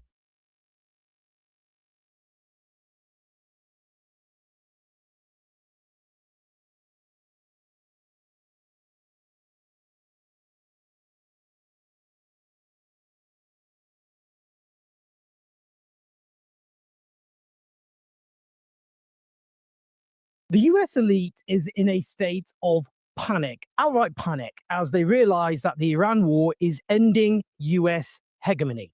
The US has been a global superpower for over 8 decades and has had unchallenged global hegemony for 35 years. Now, its power was already in chaotic decline because of other military strategic disasters, for example, like Iraq, like Afghanistan, like Libya, and because of a crisis-stricken economic model, as the 2008 financial crash from which we never recovered has underlined. Donald Trump himself is a symptom of US decline, but he is also an accelerant of US decline, as the Iran catastrophe underlines. As we'll see, the gravity of the situation is sinking in amongst US elites, the end of US supremacy, although that itself comes with an important warning, which we'll discuss. All of this, to be clear, is down to Iran having control of the Strait of Hormuz, one of the world economy's main arteries, and its power to destroy the energy infrastructure and water desalination plants of the Gulf states, and thus plunge the world into a global depression. It's already causing economic mayhem in the United States. That's why Trump has retreated from his threat to attack Iranian energy infrastructure, its power stations, and is now claiming to be negotiating with Iran, which Iran says is a lie. Indeed, the Iranian regime has become more hardline because of the war. For example, Israel killed Ali Larijani, the country's national security advisor, last week. He was seen as relatively pragmatic and moderate. He's now just been replaced by a general described as being uber hawkish. Wow, impressive. Now, let's talk about this panic. Let's start with Donald Trump's former defense secretary, General Jim Mattis. He says, Iran right now, if we declared victory, they would say, now they own the Straits. You'd see attacks for every ship that goes through. That's exactly what's happening, by the way. We'll come on to that. This four-star general who commanded US forces in the Gulf War, the war in Afghanistan, the Iraq War, who was commander of US Central Command, says, we're in a tough spot, ladies and gentlemen. I can't identify a lot of options. To which you can only say, whoops. He notes that Iran's goal in negotiations would include reparations and the end of US military presence and support in the region. He concludes, I'm not optimistic about negotiations under the current circumstances.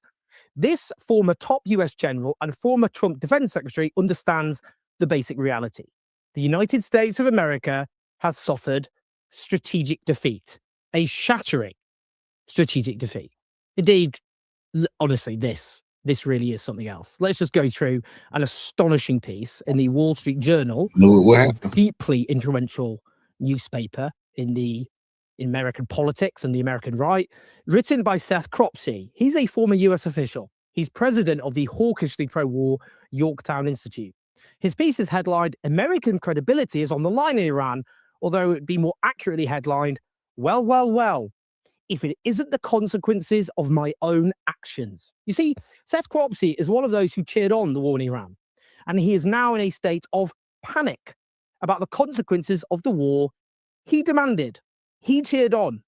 That leads him to now demand the further escalation of the war. He says Trump must put boots on the ground to open the Strait of Hormuz and demonstrate the unquestionable supremacy of American power. And he's got an astonishing warning. He says if Trump fails, his legacy will be one of American collapse. He claims the Iran war was justified given the threats he says was posed by Iran. And he claims the job, while admirably executed, is unfinished. Yeah, really admirably executed.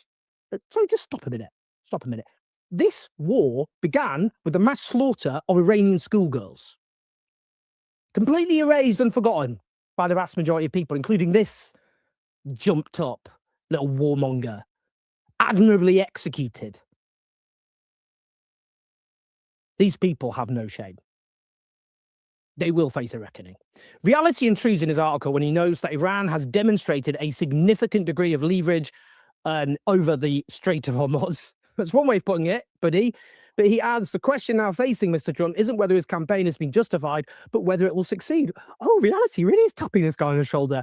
And here he shows the source of his panic, that US will declare its campaign is complete in the face of rising oil prices and the damage being inflicted on Gulf state oil production. But he says doing so would be a cataclysmic mistake with repercussions well beyond the Middle East.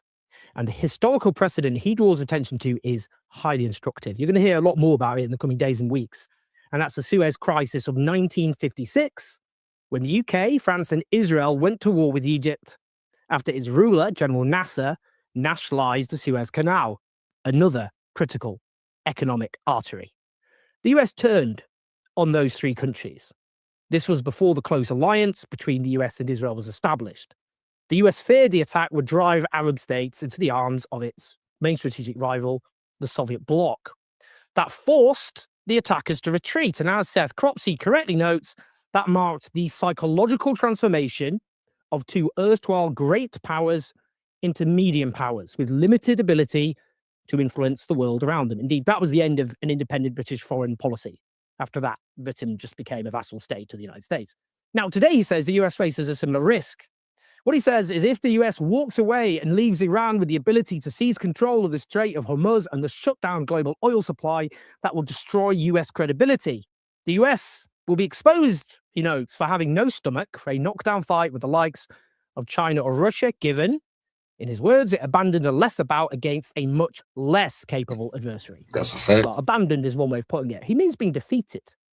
Being defeated in a war can take many forms. Being forced to abandon hostilities because the economic pain of continuing to fight is simply too great means you've lost. Simply put, how the hell can you fight Russia or China if Iran is kicking your ass? You can't fight Russia or China, and you can't defeat Iran.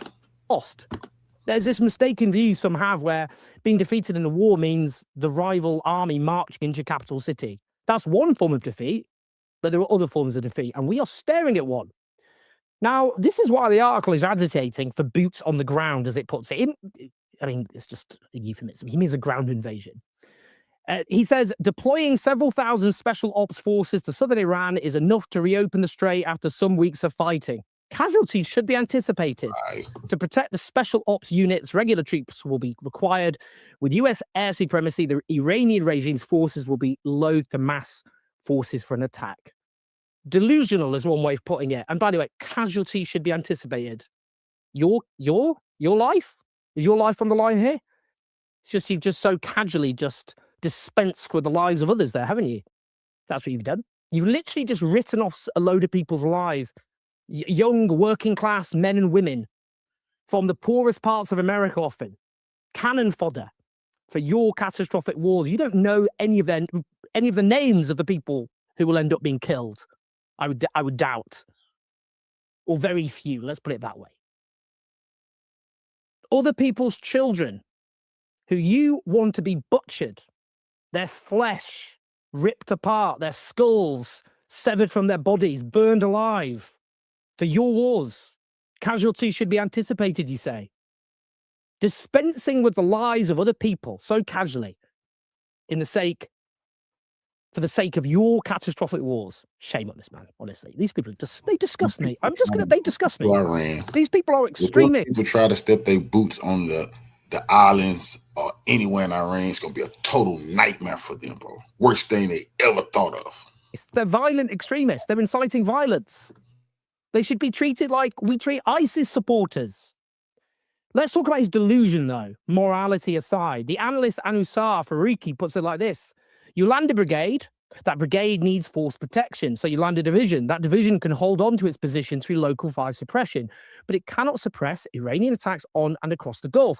Hormuz remains closed. So you land more divisions. The end game of a ground commitment is not pretty. The US can land at most 6 divisions in 6 months and at more 12 divisions in 18 months with a draft.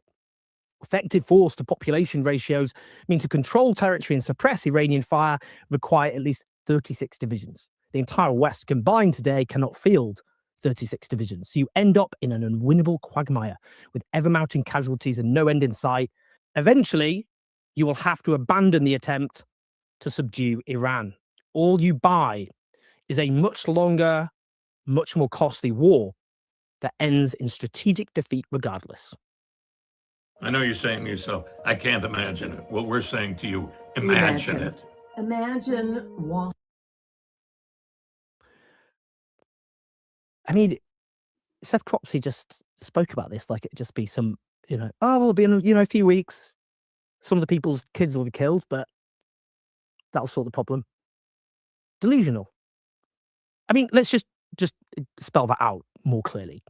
This hawkishly pro-war extremist, you should be called an extremist, just inciting violence in the way these people do. This is what war is. It's violence on a mass industrialized scale. He believes Trump must have the courage and conviction to authorize this operation and explain to the American people that the price of exerting US power is far cheaper than the cost of its decline. He thinks quite rationally the US will not recover from this shattering defeat in a war it did not need to launch, a war that he wanted. But we will revisit this a lot. This man who believes a few thousand US troops can reopen the Strait of Hormuz after a few weeks of fighting is the same man who agitated for this war in the first place, clearly having no clue whatsoever what the consequences would be. Someone who willed on a military catastrophe is now saying, trust me in my expertise, let's escalate the disastrous war I incited, and this particular military operation will definitely succeed, which I'm going to be sure about despite my confidence in the great success of this war already being totally discredited. I read back what this guy was saying on the first day of the war when he was high on his own triumphalism. 3.5 weeks ago, a different world, a different era. He said the US and Israeli preemptive attack on Iran coming after years of feckless effort to end Iran's nuclear program could transform the Middle East. Well, I guess he's right. That's one thing he was right about. Oh, I can assure you, buddy, this is definitely going to transform the Middle East. Not quite as you'd hoped. He boasted that Trump had proved to be the only US president willing to wage a true war of attrition against Iran. He said that Trump's administration's combined crippling sanctions with spectacular displays of force had left the Islamic Republic in a state of headlong decline. Yeah, they really look weak right now, don't they? And this new war, he said, creates an opening to complete Iran's strategic degradation. Strategic degradation, that's what he said Iran was going to suffer. A few weeks later, he's literally talking about the end of American hegemony. This guy on the first day of the war, that's what he says, complete Iran's strategic degradation. And then he crawls back to Wall Street Times, to Wall Street Journal with a little update. Not quite Iran's strategic degradation when you're talking about the collapse of US power. That's what you're talking about. He believed at the time the application of overwhelming yet tailored military force can generate a total systemic collapse in Iran. He added, the regime's aura of inevitability has melted into thin air. Yeah. I mean, what's actually happened is they become much more hardline, by the way, and they're more powerful domestically because there's been a massive nationalist backlash by the Iranian people who, for some reason, I know this is really shocking and has completely surprised these people, have not taken well to their country being destroyed by the US and Israeli armies. Wait for the payoff, though. Bombs without boots are seldom primed to have strategic impact. In this case, they are. The US has all the levers of control, the military posture to eliminate the offensive Iranian military threat, the economic apparatus to provide a crucial lifeline to whoever and whatever follows Khamenei, and the geographical leverage over the Middle East to ensure a real neutralization of the Iran regime. He ended by saying the administration had seized an opportunity to eliminate Iran's theocracy. That's what he said. The US has all the levers of control. That's what he said. And he said bombs without boots are seldom primed to have strategic impact. In this case, they are. So he thought an air war was sufficient. But now he's demanding troops on the ground because what he agitated for has been discredited. I mean, he was even talking about the US had monopoly over levers of control, including the economic apparatus. And now he's talking about the Strait of Hormuz, obviously being controlled by Iran, giving them a lever of control over the entire global economy. Didn't see it coming, did he? Didn't understand what he was calling for. If we lived in a rational world, this man would now be a pariah. His reputation would be in tatters. His optimism about the war he incited has been shredded by brutal reality. You'd think he'd disappear and never be heard from again. And yet he pops up to demand an escalation of a war he incited, which he knows is a catastrophe. Iran has the US cornered. He knows it. But instead, he's offered another prestigious platform in the Wall Street Journal to incite yet further war. These people, the warmongers who have incited nothing but blood and chaos in the 21st century, must face a reckoning. And we'll talk a lot more about that. Former US diplomat Bet Brun joins in the panic. He says we are apparently now making major concessions to Tehran. Recall that Trump negotiated the deal that brought the Taliban back to power. I worry he is now so desperate for a deal, we will sign something that actually weakens our position in the region. Reality really is trickling in, isn't it? It's really important to emphasize what he said there about Afghanistan. The US defeat there, US was defeated in Afghanistan. They went to war with the Taliban, occupied the country for 2 decades, and the Taliban came back more powerful than they were at the beginning after huge amounts of death, including obviously all those US service personnel who were killed and maimed. But, you know, even though it's associated with Joe Biden, that was just the end result of the deal that Trump negotiated with the Taliban in 2019. I mean, Trump just delayed the inevitable consequences of that deal so he wasn't associated with the defeat. Now, to be clear, the US wasn't defeated in Afghanistan because of Trump. He tried escalating the war to begin with, realized it was unwinnable, it was, but there's a precedent for devastating strategic defeat to the United States, which Trump was forced to accept. Now, as the reporter Paul Fay puts it, in response to Trump claiming Iran had committed not to build a nuclear bomb, a commitment they've made over and over and over again for years, so Trump's war goals now boiled down to getting Iran to agree what it had agreed to before he scrapped the agreement, the nuclear agreement with Obama in 2018, getting Iran to reopen the Strait of Hormuz, which was open until he started the war. To be clear, it's not just heading back to the Iran nuclear deal, which is obviously a huge improvement from Iran's perspective, because Iran's power is vastly enhanced, given, as I keep saying, they have established control over one of the world's main economic arteries. Indeed, as the New York Times has written, Trump denounced the Obama administration for sending $1.7 billion to Tehran during the nuclear program deal. But now the Trump administration has lifted sanctions on 140 million barrels of Iranian oil at sea in a desperate attempt to reduce oil prices globally, which have surged, of course, because of the war he decided to launch. And that could give Iran a $14 billion windfall. As the author Shanaka Anzlem Pereira points out, the Strait of Hormuz is neither closed or open, he says. It's now become a permissioned corridor run by the Islamic Revolutionary Guard Corps, priced at $2 million per vessel, which is payable in the Chinese currency, the yuan. Have I mispronounced the Chinese currency? Probably. Sorry, guys, you should know that.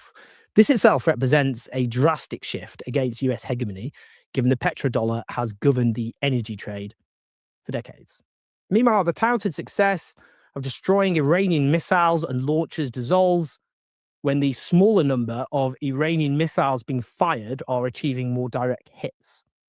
Today, widespread damage can be seen to commercial and residential buildings in Tel Aviv. We don't know the full scale of destruction in Israel because military censorship is governing the coverage. But various media outlets are promoting pro-war lies. Sky News' international affairs editor, Dominic Waghorn, has called out The Telegraph after it published an article suggesting that the Speaker of the Iranian Parliament, Mohammad Ghalibaf, could be the Iranian figure who could sell an Iranian climb down to Tehran's hardliners without it looking like a capitulation to America. Dominic Waghorn says, absolutely no certainty he's the man entrusted to lead negotiations, quoting them. An entire piece built on a line spun up by Israeli intelligence sources via the right-of-centre Jerusalem Post. The Telegraph there spreading desperate propaganda, which is being driven by the Israeli security services. Indeed, you can also read in Politico, the Trump administration is quietly weighing Iran's parliamentary speaker as a potential partner and even a future leader as the president signals a shift in military pressure towards a negotiated endgame. An administration official is quoted by them as saying he's a hot option. He's one of the highest. We got to test them, and we can't rush into it. So what? Why does the US administration think it's in any capacity to dictate anything, not least dictate Iran's leadership? They at least quote one person described as close to Trump's national security team, who seems to be acquainted with reality, who says it seems like posturing, like he's trying to speak something into existence. It's good if talks are happening, though, through an intermediary, and good that they're starting to think about a way out of this, but Iran has proven they can take a hit and still make things difficult for us. They're not about to roll over and give Trump their oil. Indeed, they also quote another Gulf official in touch with the White House who says that Trump is overstating progress in talks as a pretext to walk back his 48-hour deadline, when he said he'd destroy, of course, Iran's power plants if they didn't reopen the Strait of Hormuz. They say he's definitely buying time and trying to stabilize markets. What's harder to know is if he's serious about finding an off-ramp or if he's putting unrealistic demands out there so that Iran will say no. And an analyst quoted in the piece also rightly dismisses the nonsense that the Iranian parliamentary speaker would negotiate a retreat, noting he's fundamentally committed to Iran's Islamist order and that if he tried any concessions, the Iranian military establishment and security elite would act to constrain him, noting the system has little reason to trust Trump or Israel with any agreement, which is obviously true. Why would they, unless they're insane? What's also striking is Trump administration officials have written off the exiled crown prince and son of the deposed Shah Reza Pahlavi as a prospective leader, saying that's the last thing you want to install there. I mean, chaos. This guy, who aspires to run a country where he's literally incited a disastrous foreign attack against the country, which has slaughtered so many of his fellow countrymen. And despite all that, despite his slavish support for Donald Trump, they've got nothing but contempt for him. Embarrassing, isn't it? What's sunk in amongst US elites is the scale of US defeat. Those who cheered on this catastrophe, including media outlets who are part of the establishment which have caused one disastrous war after another. Without these media outlets, by the way, various Western media outlets, we wouldn't have had all these wars. We need to be very clear about that. They were part of the whole catastrophes, Iraq, Afghanistan, Libya, you name it, the Israel's genocide. They're going to try and keep pumping out disinformation. But reality cannot be denied. And there has to be a reckoning of these people. I kept saying this over Israel's genocide of the Palestinian people. I think cheering on a genocide has to be a disqualifier. I mean, call me a radical. We've all got our red lines. Should have been more than sufficient. If Palestinian life was treated as having equal worth, it would have been more than sufficient. Alas, that's not the case in the world in which we live. But they've now presided over a catastrophe in which ordinary people are going to feel that economic catastrophe in the shape of massive pain. This will have a devastating impact on the lives of people in the West in the way those other wars didn't. A warning, though. Is Trump really going to accept the strategic catastrophic defeat, ending US hegemony?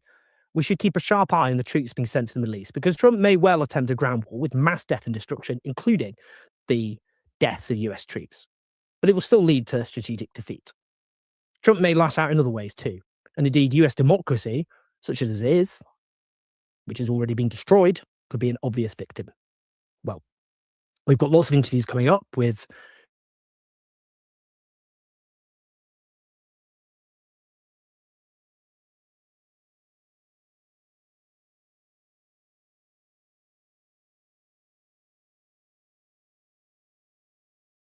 March 25th, 2026, and our dear friend, Colonel Daniel Davis, is here with us. Welcome back, Colonel. Always a delight to be here, Nima. Thanks for having me.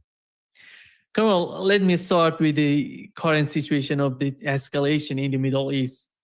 And before getting there, we had Donald Trump yesterday together with Pete Hegseth.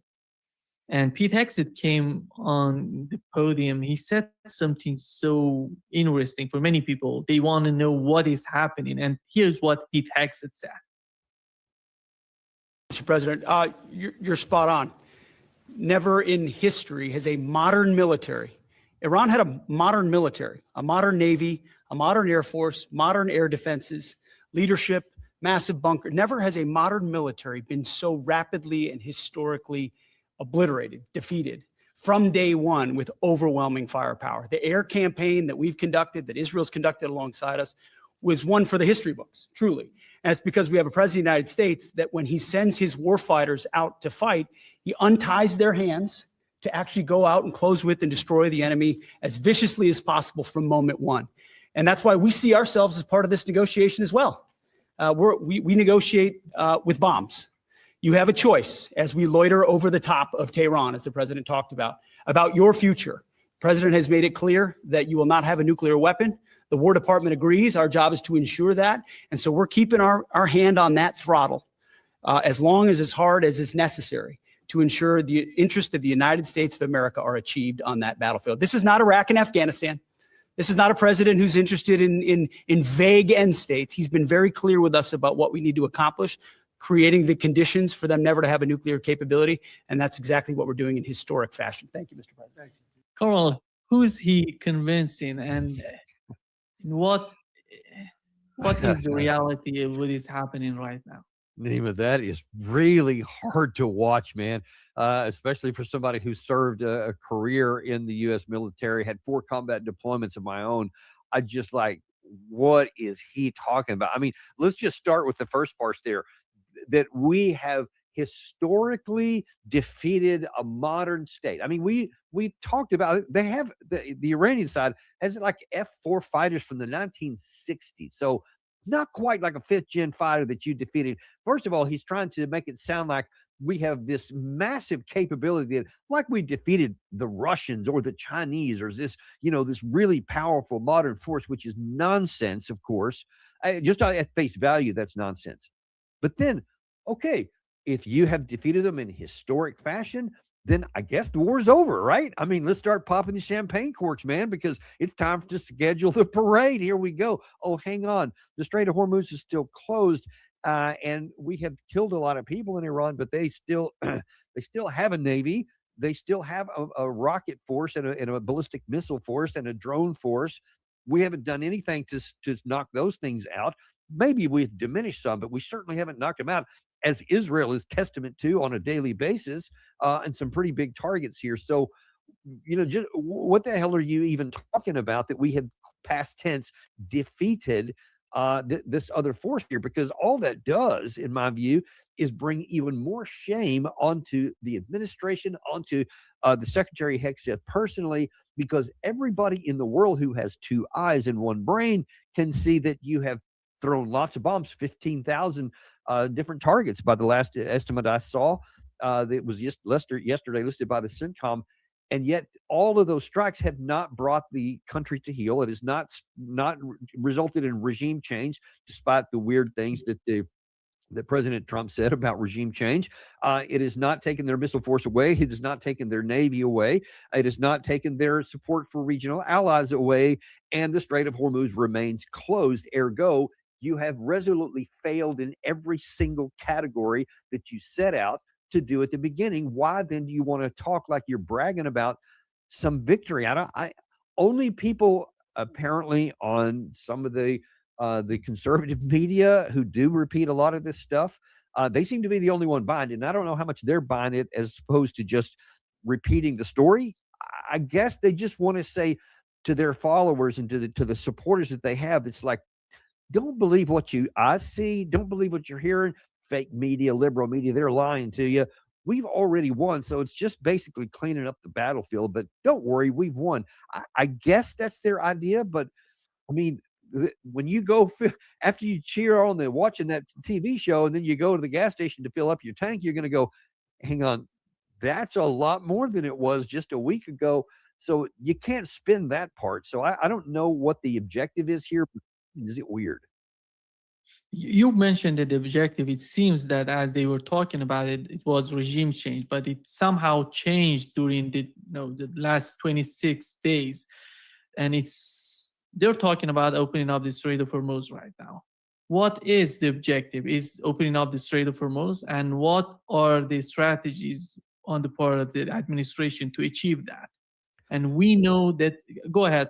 Sure. I mean, at least what they're saying is that, well, hey, I know. How about a negotiated settlement? That would be keen. Oh, wait a minute. We were already negotiating twice and we went to war and basically used that as military cover to start conflicts. So, I mean, the Iranian side would be the biggest fools on the planet if they believed anything that we said at this point. And right now, we desperately need them to believe and to trust us that whatever negotiated would be offered, that we would follow through with any of it. And of course, you can even go back further than that to the 2018 withdrawal from the JCPOA from this administration. So they have literally shred any pretense to credibility on anything that they say. Why would anyone listen to that? But yet that is what we're doing here. So we're on the one hand talking this negotiation, this 15-point plan that was proffered apparently by the administration, which is, you know better than I do, is not exactly being received with enthusiasm on the Iranian side. But then simultaneous with that, we're also seeing the deployment of lots of ground combat power, 82nd Airborne Division, the 31st Marine Expeditionary Unit, the 11th Marine Expeditionary Unit, A-10 Warthog ground support, close air support aircraft, the Apache helicopters, which are also ground support aircraft. Everything in the world says we're coming to have a ground operation. The V-22 Ospreys, Chinook helicopters, everything you need to have a ground operation, while we're simultaneously talking, which of course only the greatest fool in the world would ever pay any attention to, and they're not. So no one's paying attention to the diplomatic side. Everybody seems to, and certainly I would imagine on the Iranian side, is getting ready for a ground operation somewhere, whether it's Karg, whether it's I think it's called Qasem Island in the horseshoe of the strait, or maybe somewhere else. Maybe somebody has this harebrained idea that we're gonna go and steal away this reprocessed material, if we even know where it is, if it's even in one spot. That would be just suicidal for us to even attempt to do. But that seems to be where we're headed now. So you ask what the objective is. The objective, they don't know. They don't know what it's going to be now. We went in hoping that, a shock and awe kind of thing and a decapitation by an assassination of the supreme leader would result in a collapse of the government. That didn't happen. And now we're in, and they're going, oh, snap. Somehow I didn't think they would actually do what they said, which was to attack our assets in the region, was to attack Israel, to attack the Gulf GCC countries. They said all this ahead of time, and we didn't think they would do it. Trump said so out loud. He was asked about 2 weeks before this happened that Iran is saying that they're going to do this. He said, well, they said that last time. They didn't do it. They wouldn't risk that. And then, I think Iran also indicated that they would close down the Strait of Hormuz. Many commentators said that that was likely. Apparently, we didn't think that would happen either. But then when all of those things happen, now then the president of the Pentagon is going, oh, crap, what do we do now? We got to try to find a way out of this. And there are no easy offers. This is not like the situation with the Red Sea in 2025 to where you could say, all right, well, this really isn't working. It's really expensive and we can't bomb them into submission. We'll just say they begged us to quit and just walk away. No problem. There was no issue with Strait of Hormuz then, and the oil is not being held ransom, if you want to use that term. That is the case now because we have handed all this leverage into the hands of Tehran that never existed before, would not have existed had we not gone in on this war. And now there are no obvious exit ramps, because as long as the Iranian side stays stalwart and long suffering, and understand that we do have a lot more bombs to drop, and there's still going to be a lot more people killed and a lot more things blown up and harm done to the economy. If they can remain stalwart and retain political viability and contain control over that strait, then there's no off-ramp we can have, because the longer this thing goes, and you tell me if you think the Iranian side can actually sustain that kind of harm for an extended period of time, like 12, 18, 24 months, because we can't. We'll be lucky if we can make it another 2 or 3 months. Some economists that I saw this morning said that within 2 or 3 weeks, that the price of oil it's being artificially constrained right now by statements that Trump has made in the last 4 or 5 days, that's going to run out because there's not going to be enough physical petroleum to actually meet the needs. And then you have the issue with urea and all kinds of other things on top of that. You can't spend those for much longer. And at some point, market principles will make their way known and the price will go up. And there's no off-ramp for President Trump. And so now that's going to start causing political problems and then economic problems across the board, and pressure from countries all over the world to get this to an end. So they're going to be pressuring President Trump to get off board. So the bottom line is, Nima, there is no strategy. There is panic in the White House. Colonel, I believe that from what I've heard and what I've seen so far, Iran is prepared for a long war, for a marathon. I think the same strategy we've seen with the Russian army so far. They're not that much in rush but they're prepared to defend themselves. That's why you see some sort of calmness. You look at today, everything was normal in Iran. We had, on the other hand, the Israeli mayor coming to the live and somehow breaking down on live, crying that what is happening here. But you don't see that sort of panic in Iran. To be honest, you don't see that. You follow the Iranian media, the Persian media, you don't see any sort of panic. You see the destruction, you see the death, but you don't see the panic. This is the problem, and that the Trump administration doesn't understand, in my opinion. And the other, I think when it comes, Carl, to the numbers, it matters when you go on the ground. It doesn't mean the air power is important, but what you have on the ground is much more important to capture the land, to sustain that sort of, capturing. What is your understanding of the numbers that they're providing to the region? Because it's, after all, that's a huge factor in the calculation. Well, at least publicly, what's publicly known is in terms of ground forces, there is around 3,000 82nd Airborne troops from the Ready Brigade. There's around 7,000 combat Marines from 2 Marine Expeditionary Units, and then some unknown number of special forces like Army Rangers. So maybe around 11,000 total personnel that are involved in this. And that's not necessarily trigger pullers, people that could actually fight, but that's the total force number, because a lot of that's command and control, headquarters, supply, logistics, and that kind of thing. So it's a lot less than that actual ground troops that would be, with carrying rifles or whatever. But these are all light, every one of them. So that's something that you can use to, these guys are designed, really every one of these, to go in and seize operations or seize pieces of terrain, or like seize an airfield, et cetera, only as part of a larger force, so that heavier forces can come that can sustain that. These forces are not designed to go seize something and stay there for an extended period of time, or to create a bridgehead and then launch out on some sort of conquering mantra beyond that, and get something else. They only seize a bridgehead, but you have to have other forces, and that's the weird part. There aren't any other forces in the region. There's nothing else that, once you take something, where is the exploitation forces? Where would you go? What would even be the objective? Let's just say Kargil, and that's what people are talking about the most. But okay, there's 90% of the oil is offloaded there for the Iranian regime, but that's not the only place that they can get their oil out. Number one, and number two, and I'd love to hear your talk on this. What would the loss of some percentage of their ability to get oil out? With all these sanctions, it seems like they're kind of accustomed to getting by on less. We'll see how that works out. But so what would we gain by that? Is that going to put pressure on the Iranian side that is not already there? I don't see it changing any dynamic at all. So I don't know what you would gain if you succeeded. But I've seen from IRGC leaders, I've seen some political leaders in Iran that are basically saying, Abbas Araghchi, actually more than a week and a half ago, he was one of the first people that I saw that was asking about this. And he's like, yeah, bring it on. Are you kidding? Yes, absolutely. We wait for the Americans on the ground.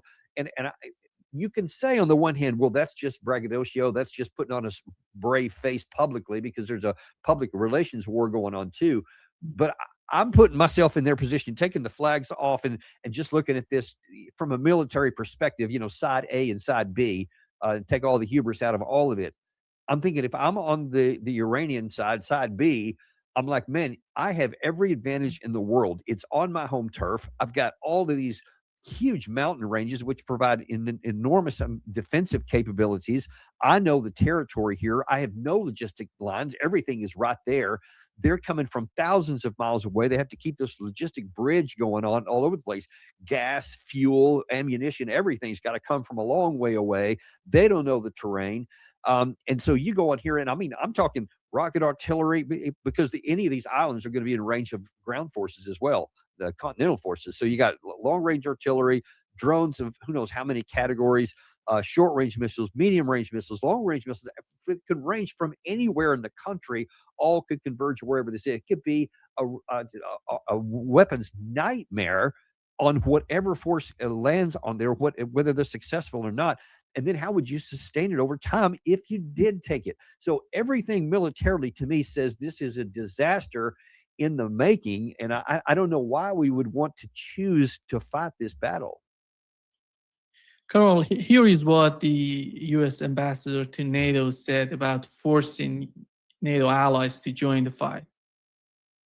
We've been in overdrive here diplomatically, pushing our allies both here in Brussels and across capitals in Europe and in the Middle East to convince everybody. Unfortunately, it took some convincing that this is more important to them than it is to the United States. I mean, we get very little, if any, oil through the Strait of Hormuz. It certainly is affecting, the oil prices of the United States. But that's one of the great things that President Trump was able to do, is to make America energy independent. And that independence obviously guarantees our supply. Now, we have allies that are finally stepping up. I think, from the time this conflict broke out, they were certainly non-committal to what they could bring to the fight or bring to help us. But they have done things that I think goes sometimes unnoticed. We had several allies here in Europe and in NATO that were providing key and crucial basing, overflight, and access that whether it's Suda Bay, where I was in Greece on the Isle of Crete, or whether it was, other countries, including Germany and France, that were providing our ability to.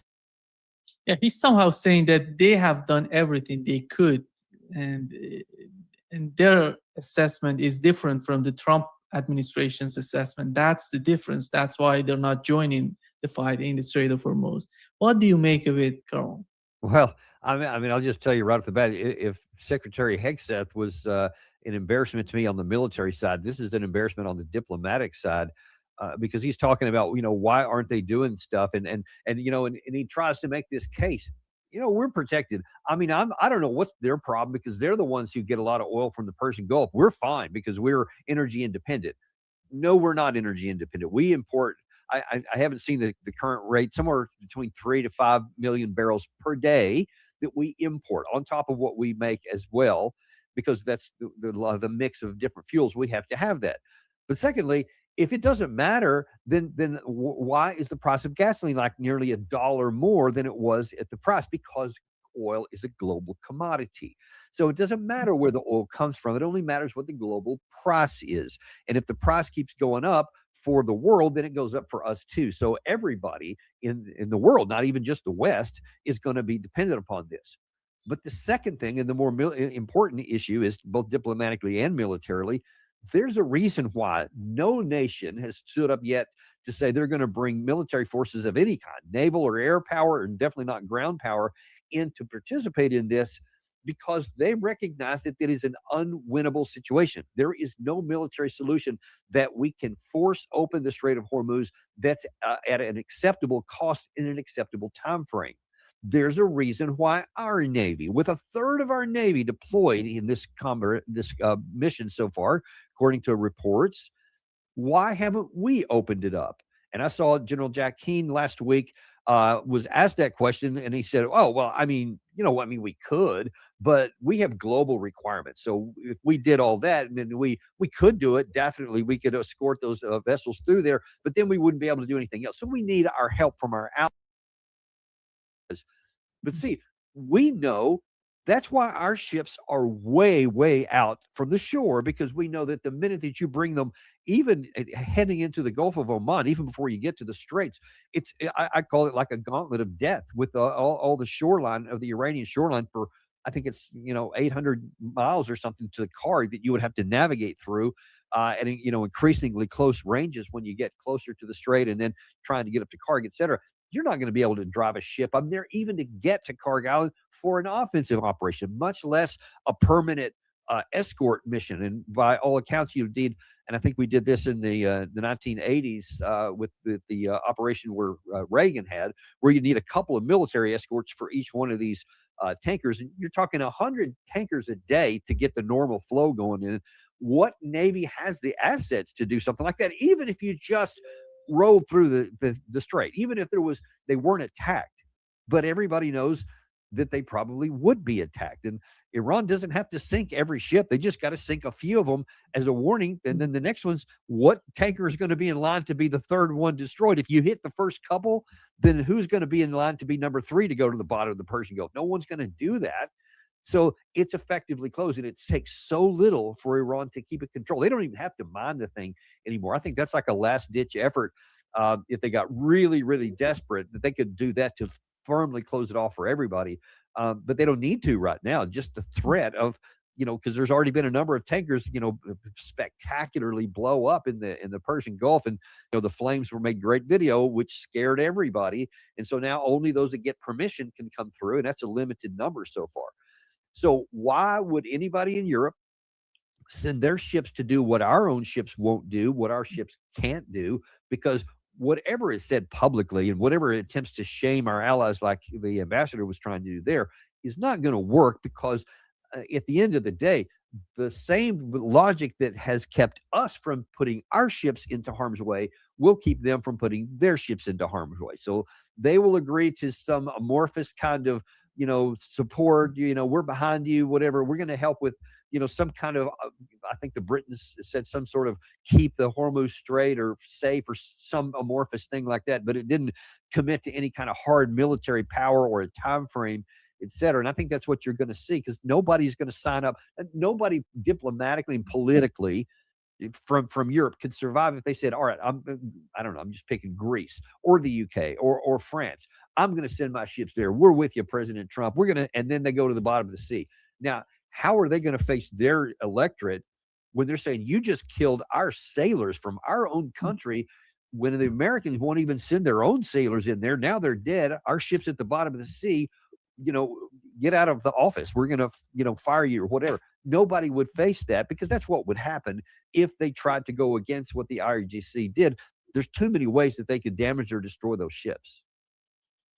Colonel, I think nobody can deny that the main ally of the United States in Europe is the United Kingdom. And here is the assessment of the former MI6 chief, Sir Alex Younger, about the conflict. The upper hand right now? Iran. I regret having come to this conclusion, because like many MI6 officers of my generation, we faced the violence and brutality of the IRGC for most of our careers. That's the Islamic Revolutionary Guards Corps. Yeah. So there is no love lost between us. And I shed no tears for Ali Khamenei, who was killed at the beginning of this war. But the reality is the US underestimated the task. And I think, as of about 2 weeks ago, lost the initiative to Iran. In practice, the Iranian regime has been more resilient than I think anyone would have expected. They took some good decisions, actually, as early as last June, about dispersing their military capability and delegating the authority for the use of those weapons, which has given them significant extra resilience against this incredibly powerful air campaign. They have embarked on what's technically called horizontal escalation, i.e. firing rockets at anybody within range, which at the time, honestly, Shoshank, I thought was nuts, but in fact has been a very good way of putting in direct price on the US. Sort of worked. And then they've understood the significance of the energy war and held the straits at threat, and globalized, and essentially not internationalized, just globalized the conflict in a way that gives them some weapons. So, they played a weak hand pretty well. My second point is that Donald Trump has said some stuff that will have confirmed something they knew already, which is that they're in a civilizational war in their terms. They're in a war of existence. Donald Trump made it very clear that he wanted to see them up against the wall, basically, whereas America has embarked on a war of choice. And in those terms, I think that's imbued them with more staying power than their US and certainly US counterparts. And they know that now. Colonel, is there anybody in the United States listening to these people who are criticizing somehow the attitude of the Trump administration?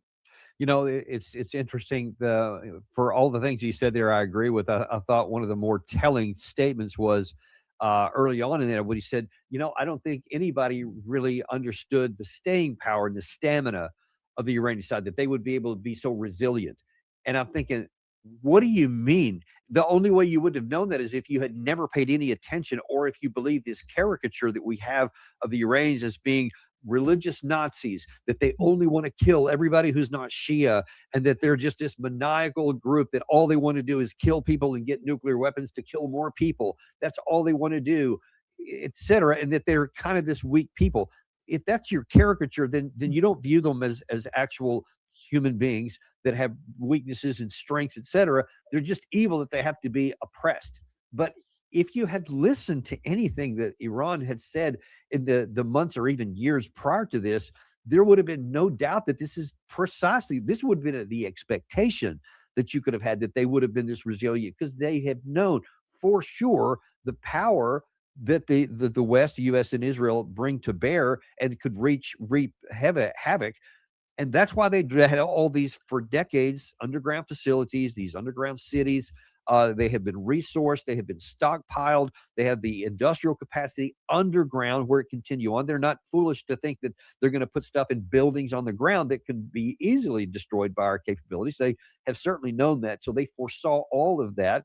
And then they had their military assets decentralized into, I believe it's 31 different military districts spread throughout the country. They had political decentralization. They had a plan for decapitation, what would happen in the interim, what would be the path of whatever. I mean, they had everything marked down. And I think, as you actually pointed out on our show here recently, look at the 8 years of the Iran-Iraq war. If you want to know how the Iranian people will react, look what they did during that long time period where many, I understand, scores of leaders of various ranks were assassinated or killed.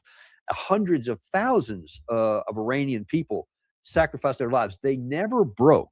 They never gave in, even though they had incredible economic hardships. They suffered under our sanctions. They suffered under military strikes, etc. They never broke. Why did we think they would break this time? Why are we surprised by what we've seen here? This is what we should have expected, which, of course, is why I was so adamantly opposed to this and did everything possible in any venue I had to say, don't start this war of choice, because militarily, we don't have the assets or the resources to win it. It was always going to be a fool's errand, and now it's being exposed as being exactly that. Colonel, since you mentioned the Iran-Iraq war, I remember when I was asking many people what has happened during those days. Right after the revolution, it was this war coming up, and many of those commanders who were part of the Shah regime, they were removed from power. So the war was fought by the commander, the main commander of IRGC or the army. He had 24 years old. It was, look, you cannot, by assassinating the commanders, you cannot achieve anything, in my opinion, because they have this history. They know how to deal with this problem. They fought for 8 years with the commander-in-chief, 24-year-old. That's why I think they don't understand, and everything they consider is coming from the Mossad and Israelis. I don't see any sort of assessment. I don't know how capable Tulsi Gabbard is to provide the president with the sound and correct information. Yeah, and you just add to that the Iran-Iraq war, it included the Iranian side had to contend with the ground army, of course, but also air power, economic sanctions, missiles, artillery. I mean, virtually every aspect of a conflict. And this time, there's not an army that they have to contend with. It's missiles and bombs and other kinds of ordnance, but there's no ground army. And this idea that what's coming with the 82nd and the two Marine expeditionary units, those are dots on a map. That's not an army. At most, they can seize a location, a spot, an airfield or something, maybe Karg Island temporarily, perhaps. Maybe they can, maybe they can't. That's it, though. If they did everything that we were asking them to do, what are they going to do then? They're not going to expand beyond that. They're not going to like start rolling through the countryside. We don't even have an army of that size, even if we wanted to try. And why would we? Because look what the Iraqi army was not able to do. And I want to say that I think I saw that it would I think the furthest penetration was like 75 miles inside Iranian territory. If I'm not mistaken, you correct me if I am wrong, in like the first year. Then it was eventually pushed back, and then it was kind of like the Korean War. It just kind of went back and forth on a certain line for years after that. But even with all the support we gave the Iraqi army, they were never able to make deep penetrations into the country, et cetera. So I don't know why we think that we would be able to do something that they couldn't when we don't even have an army that big, if we could get them in there. And now then, according to information I saw just this morning, a lot of the PMUs, the Shia PMUs in Iraq, have now been authorized to self-defend themselves, even against the Americans, should they get into. Ergo, it's not like we're going to be able to use Iraq as a staging point to launch a ground invasion, should we get foolish enough in the future to think that's an option here. So, I mean, Iraq could be turning against us as well. We'll see how all that plays out. But everything says this is a military disaster of epic proportions for us so far. And we just have to pray that President Trump somehow recognizes that and takes any kind of off-ramp he can get, because this can get a lot worse for us. Colonel, here is what we've heard from the Iranian military source. He said to the Tasnim News, one of the main news agencies in Iran, who's close to the IRGC, the agency is close to the IRGC. He said, if the enemy carries out any ground action on Iranian islands, we will open additional fronts as a surprise against it. And they're not talking about the Bab al-Mandab and the Red Sea. They're talking about something else. Do you think that they're talking about Kuwait, or they're talking about Bahrain, UAE? Because recently they were talking on the Persian media, they were talking about these places being invaded, being captured by proxies or Iranian forces. Man, that would be an escalation that and if that British MI6 officer correctly identified that we did not anticipate the Iranians being so resilient, if President Trump did not think that they were going to close the Strait of Hormuz because we were caught short on that, if they did something like actually on the ground to seize something of their own, that would be, I think, mind-blowing to most Western analysts, because I don't think that they think Iran even has the capacity to do that, much less the will. If they demonstrated that and they actually did something like that, that would raise a whole new level of escalation. And unfortunately, I think that would be seized upon by so many of these warlusters in the United States who are still just adamant that we need to continue to do whatever it takes to defeat the political entity of Iran. That would make them say, oh my God, now then we see they're much stronger than we thought. And now they have shown their true colors. I can see this coming. They've shown their true colors. They are rabid. They're going to try and defeat the entire region. They really do, because people have been saying this. They want to conquer the whole region, and only our invasion so far has stopped them from doing it. But now they have exposed their true colors. They're trying to take all these countries. My God, we better mobilize right now. Get a big field army, even if we need to mobilize the National Guard, bring everybody in. Now I need all of you European guys to come in and join us, etc. I think it could be used for that. And of course, then you were talking about, man, if this is a disaster so far, it's a catastrophe. Because if you start something like this would make Vietnam look like a child's play. And the results, the ramifications for the global economy and for the world would be just catastrophic. And in my view, if we did something like this, this would be analogous to Hitler's attack into the Soviet Union in 1941, and it would be the end of the American empire. We wouldn't survive this militarily. Colonel, do you see at some point Arab states in the Persian Gulf joining the fight on the ground? Because so far we haven't seen Houthis, Ansarullah in Yemen joining the fight. Because somehow the assessment on the part of Iranians is that we are fighting the fight. So every time you see some sort of escalation is on the part of the United States or Israelis. They attack, for example, nuclear power plant in Natanz in Isfahan. Then Iran responds to Dimona. Yeah. And the Israeli attack, the South Pars, gas facility, and then we had the response from the Iranians. They don't see themselves being, they see themselves as somehow dominating the battlefield. They don't need to escalate.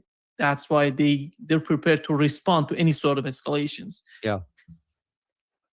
I mean, I don't know if any other ground force. I mean, I know there's been some talk that the Saudis, maybe possibly the UAE may, because they've certainly been hit pretty hard. I think that is indeed possible, but I mean, I doubt there's many people that are going to be quaking in their boots because of the field army from Saudi Arabia or any other Gulf GCC country for that matter. I mean, look what happened with the Yemen and the Houthis with the Saudi Arabia for about a decade. They never brought them to heel. So I don't think there's a lot of fear there. That would just expand it to make sure that all these countries got hit worse. And I think that one of the things that might mitigate against that, I would just be guessing. I don't know this for a fact. I haven't even seen evidence of it, but I'm just thinking logically, if I were Iran, I might say, if any of you join this with either your Air Force or any ground force, I hope you have a lot of bottled water because you're going to need it, because I'm going to take out your water supply, because now then you're become an existential threat to us on the ground, and we'll take whatever military means we need to. And that means taking away your ability to give water to your forces or your population. I don't know that they would do that, but that threat alone may be enough to hold them at bay, because that is a very real threat and a vulnerability to all the GCC countries. Because not only bringing other forces to work with the Americans, but we know what was the experience in Ukraine, for example, all these mercenaries joining the army, there was no communication, proper communication between. That would bring huge challenges on the part of, the military as well. And I remember once Colonel Wilkerson said that their experience, the U.S. experience in the Middle East with the war in Iraq, Afghanistan, when they had NATO forces joining the United States, there were a lot of problems within, considering the communication between the forces, among the forces. There's some, I would say, not as much on NATO, because we have English is primarily the language, and we have uniformity of a lot of capabilities. I had 2 combat deployments in Afghanistan and worked a lot with the international forces. I never personally had any difficulty with that. It's always a challenge. I do remember during Desert Storm, however, where the Egyptians were actually on our side at that time, and there was an Egyptian mechanized force that was not far from ours, and there was some concern for a period of time that the communications between the two were such that, because Egypt had a lot of the same kind of kit that the Iraqis had, that there was some concern that we may think that that was an Iraqi force and may ended up taking them under fire. So we were very careful about getting that, but there was obviously a distinct communication issue with that. But I think those are things that could be worked out. It'll be challenges, but I don't think that by itself is any kind of a real limiting factor. All we've heard so far is about the islands in the Persian Gulf, Khark Island, islands close, Qeshm, as you've mentioned, in the Strait of Hormuz. But do you think, is there any sort of plan to going to the proper Iran?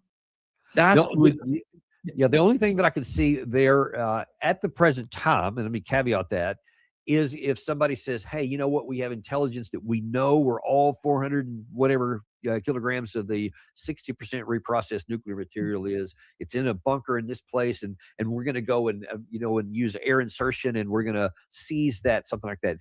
Something a point target like that. Something like with trying to get Maduro out of Venezuela. Something similar with that, where you would we're going with the point target. We've got all this assets.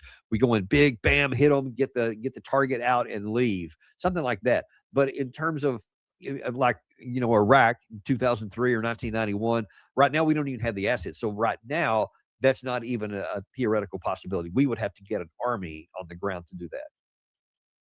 And as I remember from the war in Ukraine, you have to have some sort of advantage 3-1 if you go on offensive, unless you decide to capture some islands and stay there, which doesn't make sense after all if you don't go. on Yeah, offensive. these small numbers here, like I said at the beginning, it wouldn't make any. What would you gain if you had Harg Island or this other in the Horseshoe Bend? I mean, there's no gain to it. It's not like that's what Iran needs to keep the Strait of Hormuz closed. That wouldn't even be a factor. There's so many other ways that they could do it. So it wouldn't solve any of that problem. And it's a general rule of thumb. You need a 3-to-1 for an offensive. But as the Russians are showing, they're many places they don't have a 3-to-1 advantage, and yet they still continue to advance. You would probably also have a local. You want to have a local superiority. You don't have to have equal over the whole country, just in targeted locations. If you wanted to go in a certain place, you would want overmatch there, but you don't have to have an overmatch everywhere. So it's not necessarily a hard and fast rule. But it doesn't matter, quite frankly, whatever or percentages you'd want to have. It's just a fool's errand to think that you're going to have any kind of a ground operation that would produce anything of even operational effectiveness, much less strategic one. I mean, all you would do is just get yourself sucked deeper into a war that you can't win, that would cause long-term casualties. And then look, we have capable forces. We could do some things if we really put our minds to it. You could make an incursion into Iran. There's several places you could go in at high cost, but you could do it for a period of time. But again, towards what end? You're not going to conquer Tehran. You're not going to march on Tehran. You're just not going to do it. There's no path. There's literally no physical path to do so. And you would literally impale your army in the mountain passes and give all the advantages to the defending Iranians should you want to do that. And you may just have your army decimated before it even gets close. And of course, that's when my worry will start to really rise. If we get foolish and get down to that level, that the use of tactical nuclear weapons could enter the phrase, because I can certainly see President Trump saying, well, I'm not just going to have 100,000, 200,000 Americans be killed in action in a war that's foolish here. We're just going to toss a couple of nuclear weapons and vaporize the regime in Tehran, something like that. Then I'm going to start really worrying about that, because I just can't see President Trump accepting a military defeat when he has nuclear weapons in his pocket, any more than I can see Russia accepting a nuclear defeat should we ever have a war with them with their nuclear weapons, or China for that matter. I mean, any nation that has them, that's one of the reasons they have them, so that they don't suffer a conventional defeat. So God help us all if we start a ground war that we can't finish conventionally, because then that's going to raise the temptations for something much darker. Yeah, before wrapping up, Carl, 2 days ago, I had Professor Ted Postel, our common friend, on this podcast. He said if they use nuclear bombs, nuclear weapons against Iran, Iran gonna respond with nukes. They have it. He said he's sure about that, and they're gonna use it, and Israel that's gonna be the end of Israel.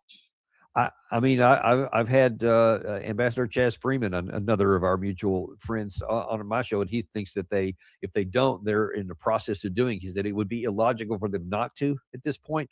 I don't have any evidence of that. I'm just thinking, rationally speaking, it would be nearly foolish if they have that material and the technical and the scientific wherewithal. If they don't do it now, I mean, when would you ever do it? If you see the only thing that keeps larger powers from invading smaller powers is the presence of nuclear weapons. So I don't know why they wouldn't do that. I mean, maybe the fatwa is still in effect. I don't know how that works. But rationally speaking, I would expect that.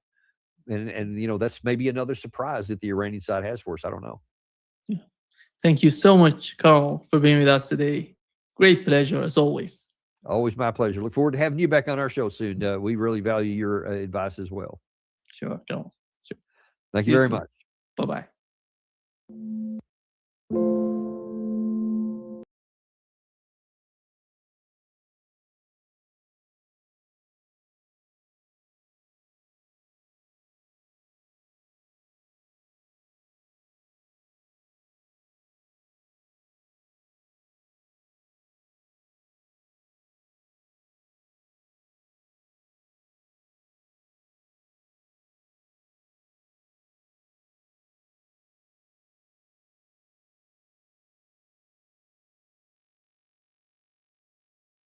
Israel is fine, okay?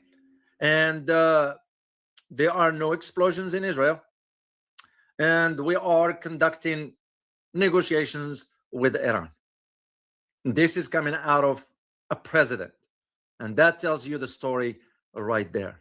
So what I'm gonna do in this live stream, I'm gonna play for you certain clips. I'll do the translation. They are short. Then I'm gonna provide you my own analysis about what's really behind why Donald Trump is lying, because that will give you a better perspective as to what is going on.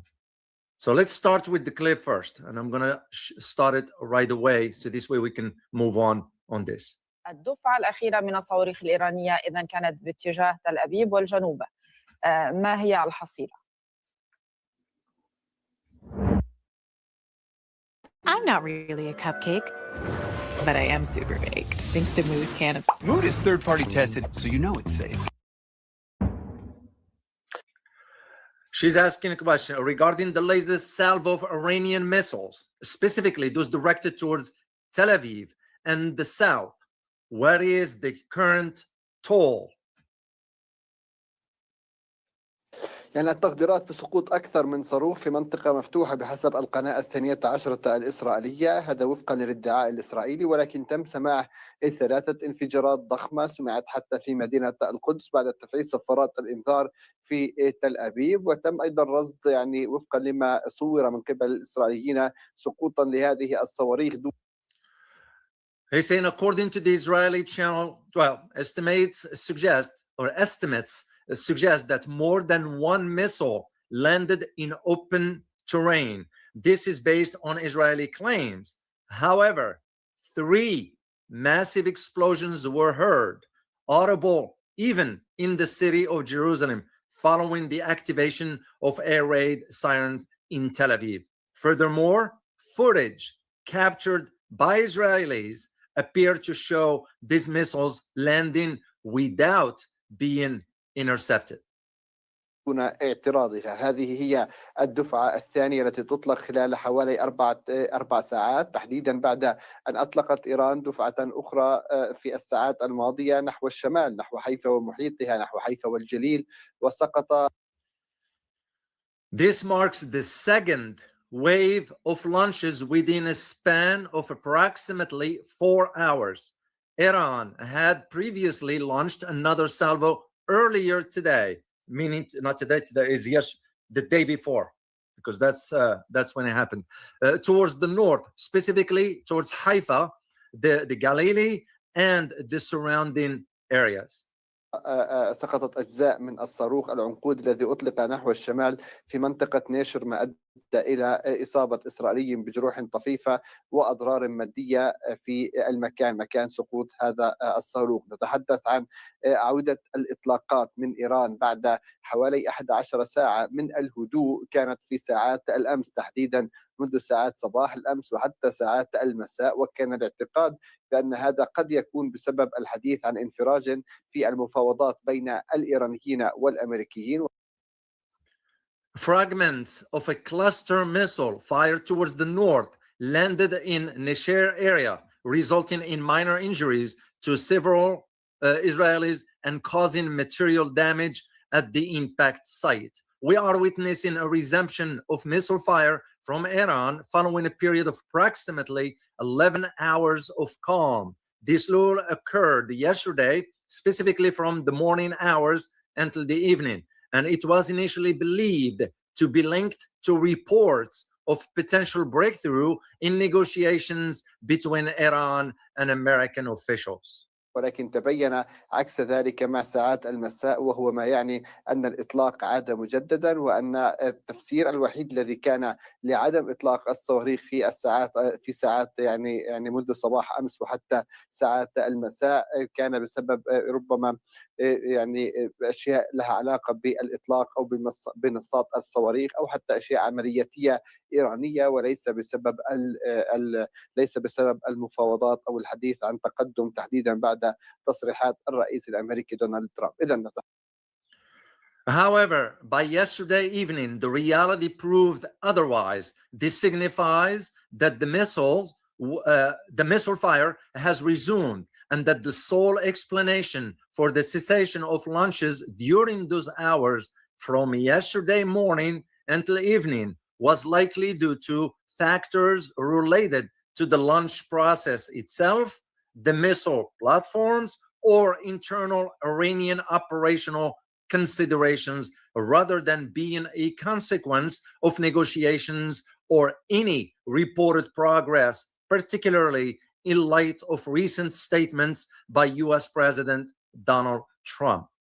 تحدث عن سقوط عدة صواريخ في مناطق مفتوحة وفقا للادعاء الإسرائيلي، والإسعاف الإسرائيلي يؤكد حتى اللحظة عدم تلقيه أي بلاغات بشأن مصابين إسرائيليين. Okay. The reason I leave the screen on for you to see the images of really what's going on inside Tel Aviv. So here is what that anchor said towards the end. As a result, we are currently reporting the impact of several missiles in open areas. According to the Israeli accounts, while Israeli emergency services confirm that, as of this moment, they have received no reports regarding any Israeli casualties, which most likely they wouldn't want to disclose that one. Once again, let me just put this back up here, and I wanted to, الدفعة الأخيرة من الصواريخ الإيرانية. and I'm not going to play it again. I just wanted to show you the right there. I just want to show you the images of what is going on in certain parts of Iran, and I'm going to be in certain parts of Israel. I'm sorry. And I am going to be playing other clips where we highlight some of this.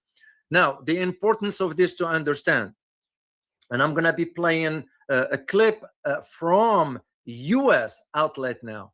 Why the U.S. outlet, you may ask? Is because they are realizing no matter how much cover up they're going to do as far as not letting the information out, they're going to fall behind. And especially here in the US, if you know anything about how the media in the United States works, it's all about the rating. So now, in my opinion, the US media outlets are realizing, you know what, we can't be behind because we're falling behind. You have news outlets from overseas disclosing the truth.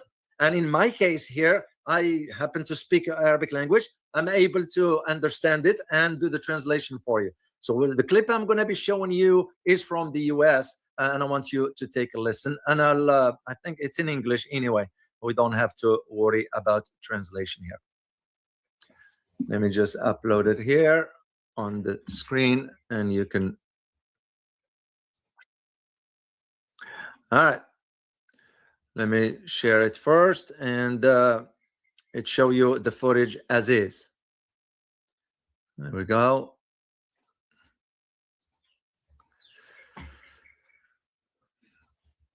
Okay, let's play it. This was a direct hit. Whoa!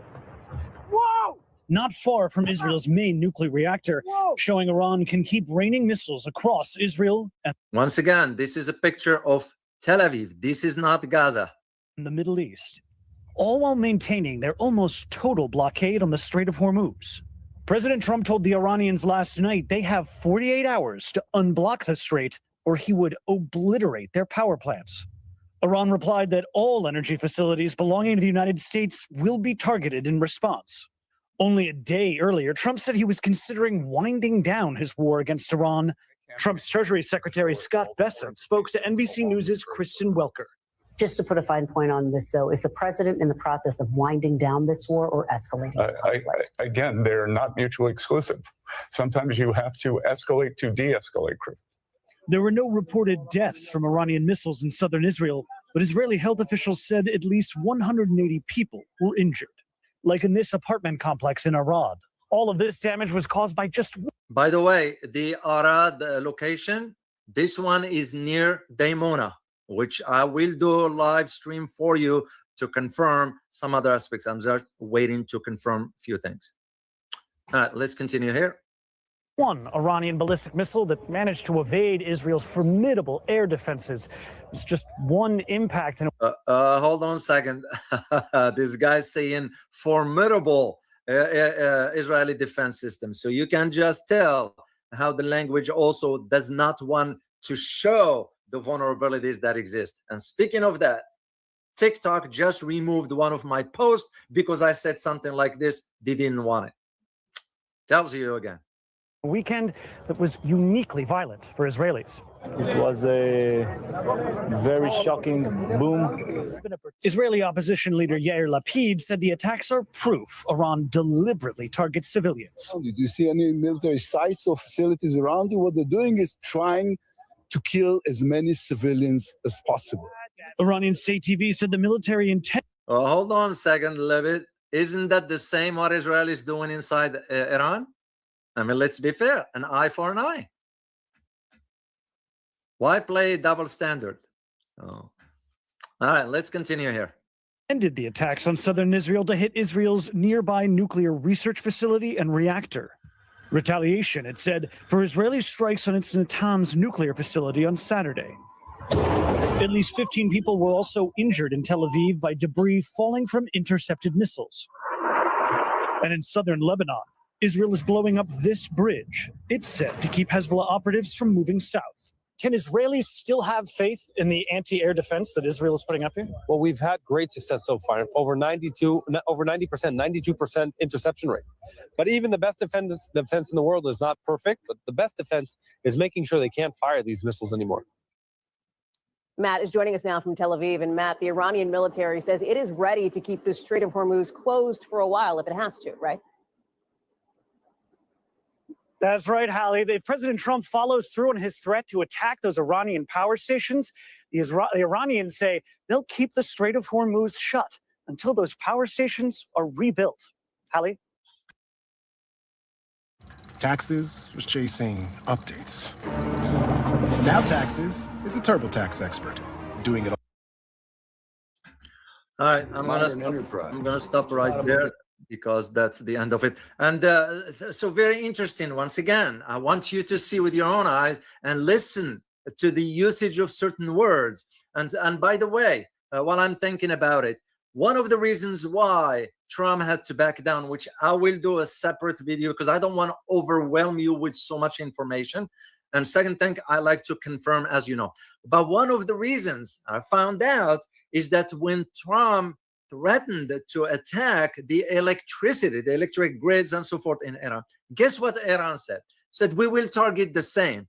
But what is the difference is that if Iran attacks the electrical grids in the Middle East, in West Asia, we are not talking about just one location or one US military post or base. No. We're talking about an entire country. In other words, Iran will be in a position to really darken the entire Gulf states by shutting down the electric grids if it is attacked. And that is one of the consideration that Donald Trump had to back down. But there are others the reasons as to why that is.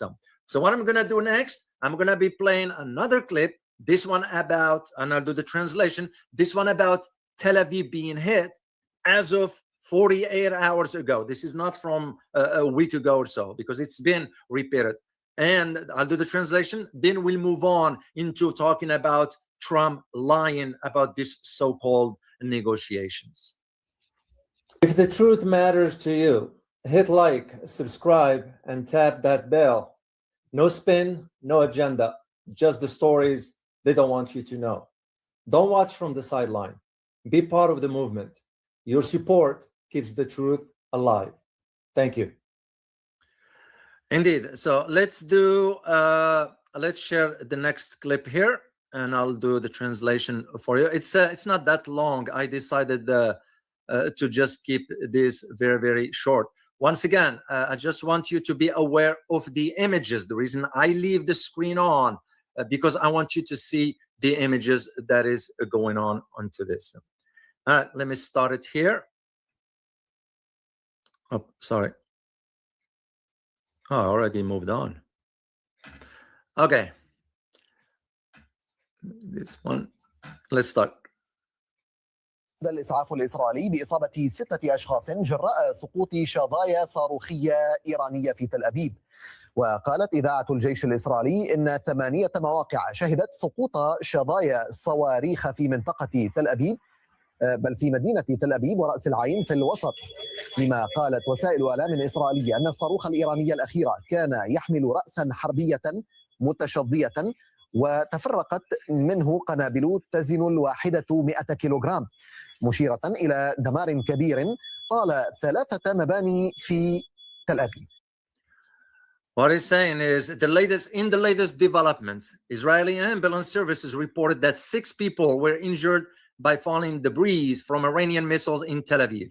Israel Army radio stated that missile debris landed at 8 separate locations across Tel Aviv area, specifically within the city of Tel Aviv itself, as well as Ras al-Ain or Rash Ain in the central region. Meanwhile, Israeli media outlets reported that the latest income Iranian missile carried a cluster warhead, dispersing numerous. Iran is releasing a video. They just hit a U.S. F-18 out of the sky. Very humiliating for the U.S.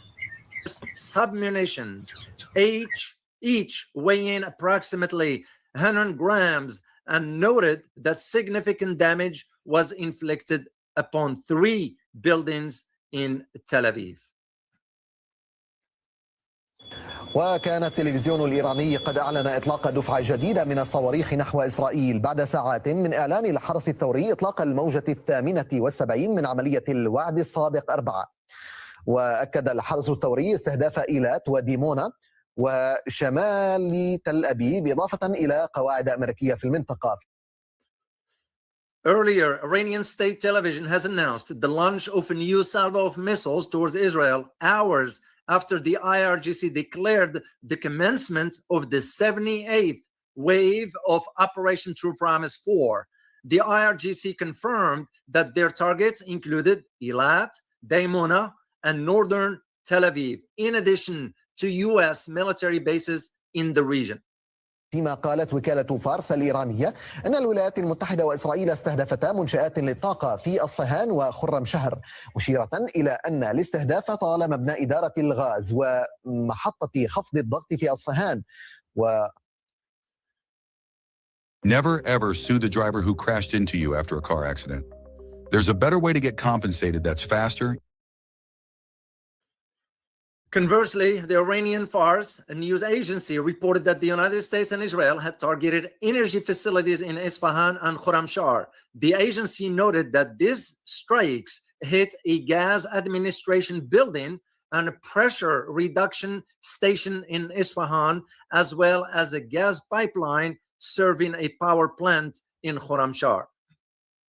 خط أنابيب الغاز التابع لمحطة الكهرباء في خرم شهر. وأكدت الوكالة أن الهجمات تسببت بأضرار مادية للمنشآت ولبعض المنازل المجاورة. إذن قبل قليل رشا اعتراض صاروخ إيراني فوق المنطقة الجنوبية فيما تتواصل عمليات الأنقاذ والبحث في تل أبيب.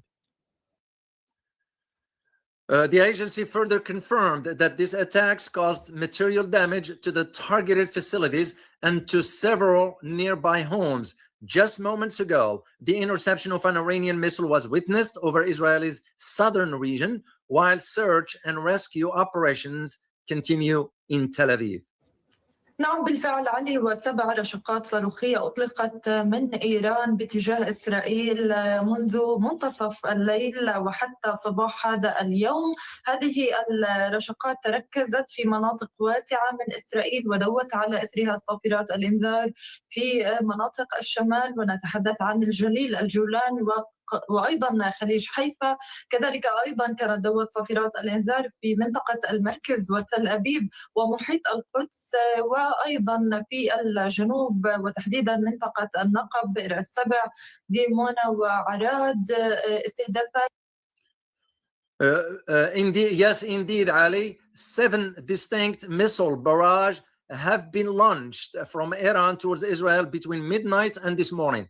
These barrages impacted wide areas across Israel, triggering air raid sirens throughout the northern regions, specifically in the Galilee, the Golan Heights, and the Haifa Bay areas. Sirens also blared in the central region, including Tel Aviv and the outskirts of Jerusalem, as well as in the south, specifically in the Negev regions encompassing Beersheba, Daimona, and Arad. متتالية من جانب إيران لهذه المواقع على وجه الخصوص. منذ فجر اليوم نتحدث عن رشقتين باتجاه الجنوب ورشقتين باتجاه تل أبيب، وكما أشرت بالفعل فرق الإنقاذ وطواقم الشرطة أيضا لا تزال في منطقة تل أبيب على وجه الخصوص بعد استهدافها بصاروخ عنقودي يمتلك ما بين 3 إلى 4 رؤوس متفجرة، يزن كل رأس قرابة 100 كيلوغرامات من المتفجرات، ما أحدث أضرارا كبيرة حقيقة في 3 مباني على الأقل في تل أبيب، وأيضا عدد من المركبات Life can change in an instant. In those moments, you need more than just an emergency. This represents a series of successive strikes launched by Iran against these locations.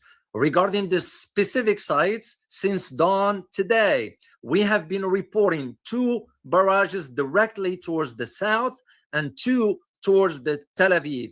As I have already noted, rescue teams as well as police crews remain in the Tel Aviv area, in particular, following an attack involving a cluster missile equipped with between 3 and 4 explosive warheads, each of which approximately 100 kilograms of explosives were involved, a payload that caused truly extensive damage to at least 3 buildings in Tel Aviv, as well as to a number of vehicles.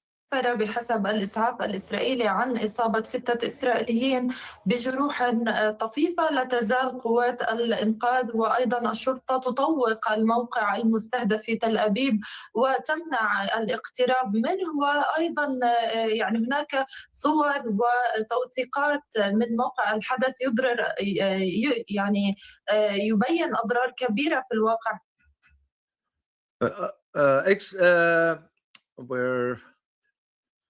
According to Israeli emergency services, the incident resulted in minor injuries to 6 Israelis. Rescue teams and police forces continue to cordon off the targeted site in Tel Aviv, barring anyone from approaching it. Furthermore, images and footage from the scene document the significant physical damage inflicted upon these locations.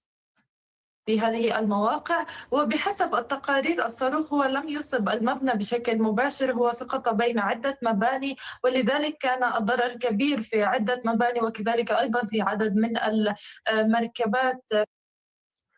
According to reports, the missile did not strike a building directly. Rather, it landed between several structures, resulting in widespread damage across multiple buildings, as well as to numerous vehicles in the area.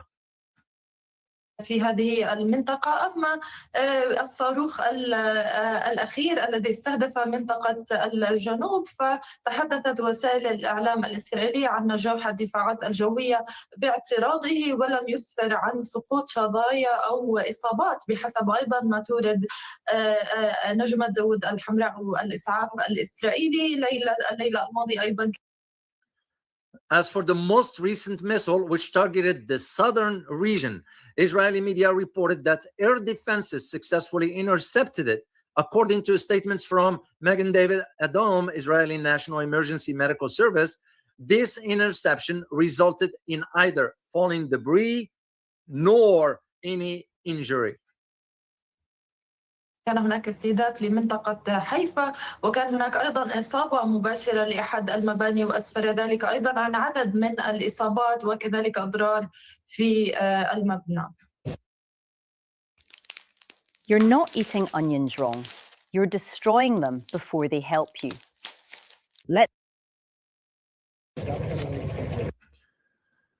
Additionally, last night saw the targeting of the Haifa area. A building sustained a direct hit, resulting in several injuries, as well as structural damage to the building itself. I'm going to stop right here because this clip is so long, and he had some interviews. I listened to them.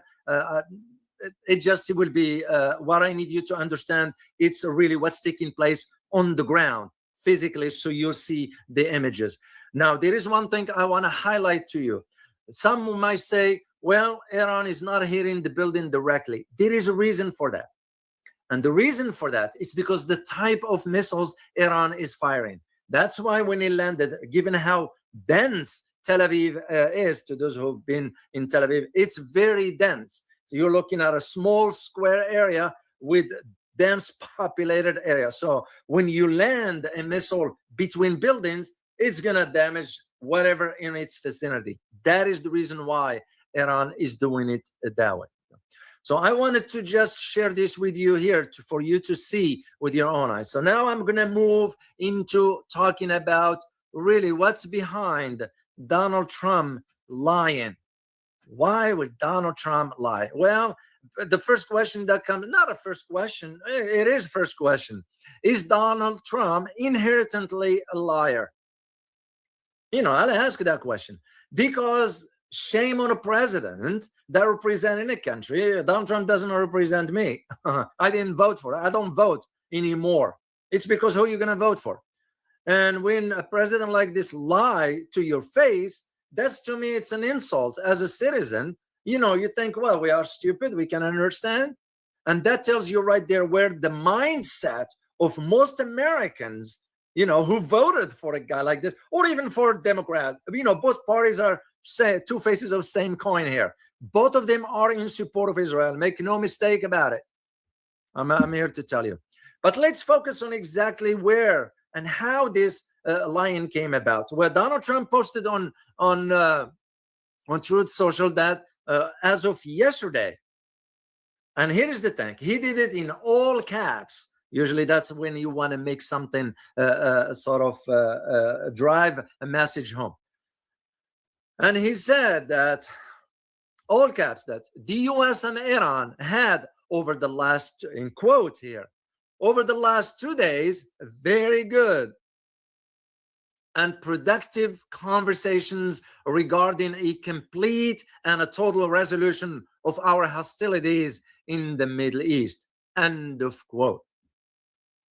He also, you know, to double down on this, he also went ahead and told the reporters that his son-in-law, his son-in-law, Jared Kushner, which is, I don't even know why the guy is talking on behalf of the U.S. government.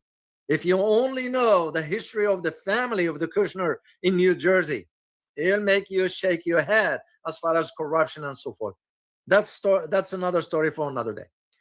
So when he said that Kushner and Steve Witkoff had spoken on Sunday evening with the top person in Iran, which is a lie, and that the parties had reached, and I put this in quote, major points of agreement, end of quote, including that Iran would, in quote, never have a nuclear weapon, end of quote. It shows you right there, you know, the guy is lying to his teeth. How can he live with himself? How can he look at the mirror and tell the American people to their faces?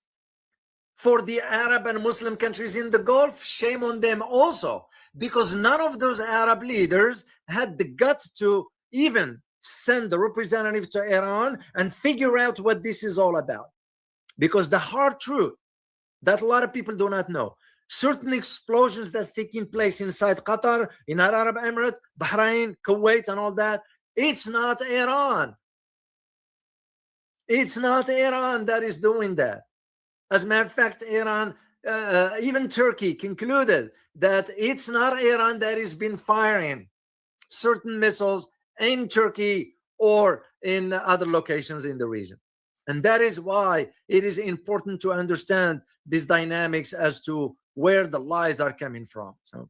So here is what Iran responded to this. Senior Iranian officials immediately and flatly denied any talk with the US has taken place.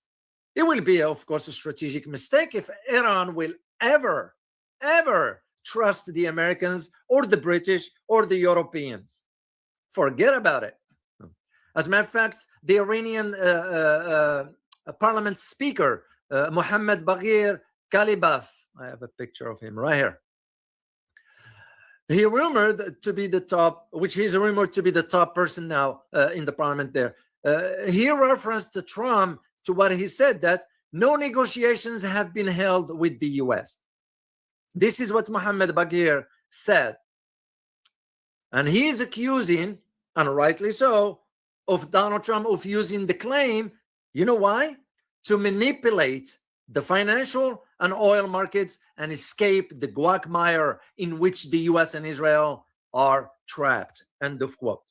He is absolutely spot on. Two things that the US and Israel didn't count on.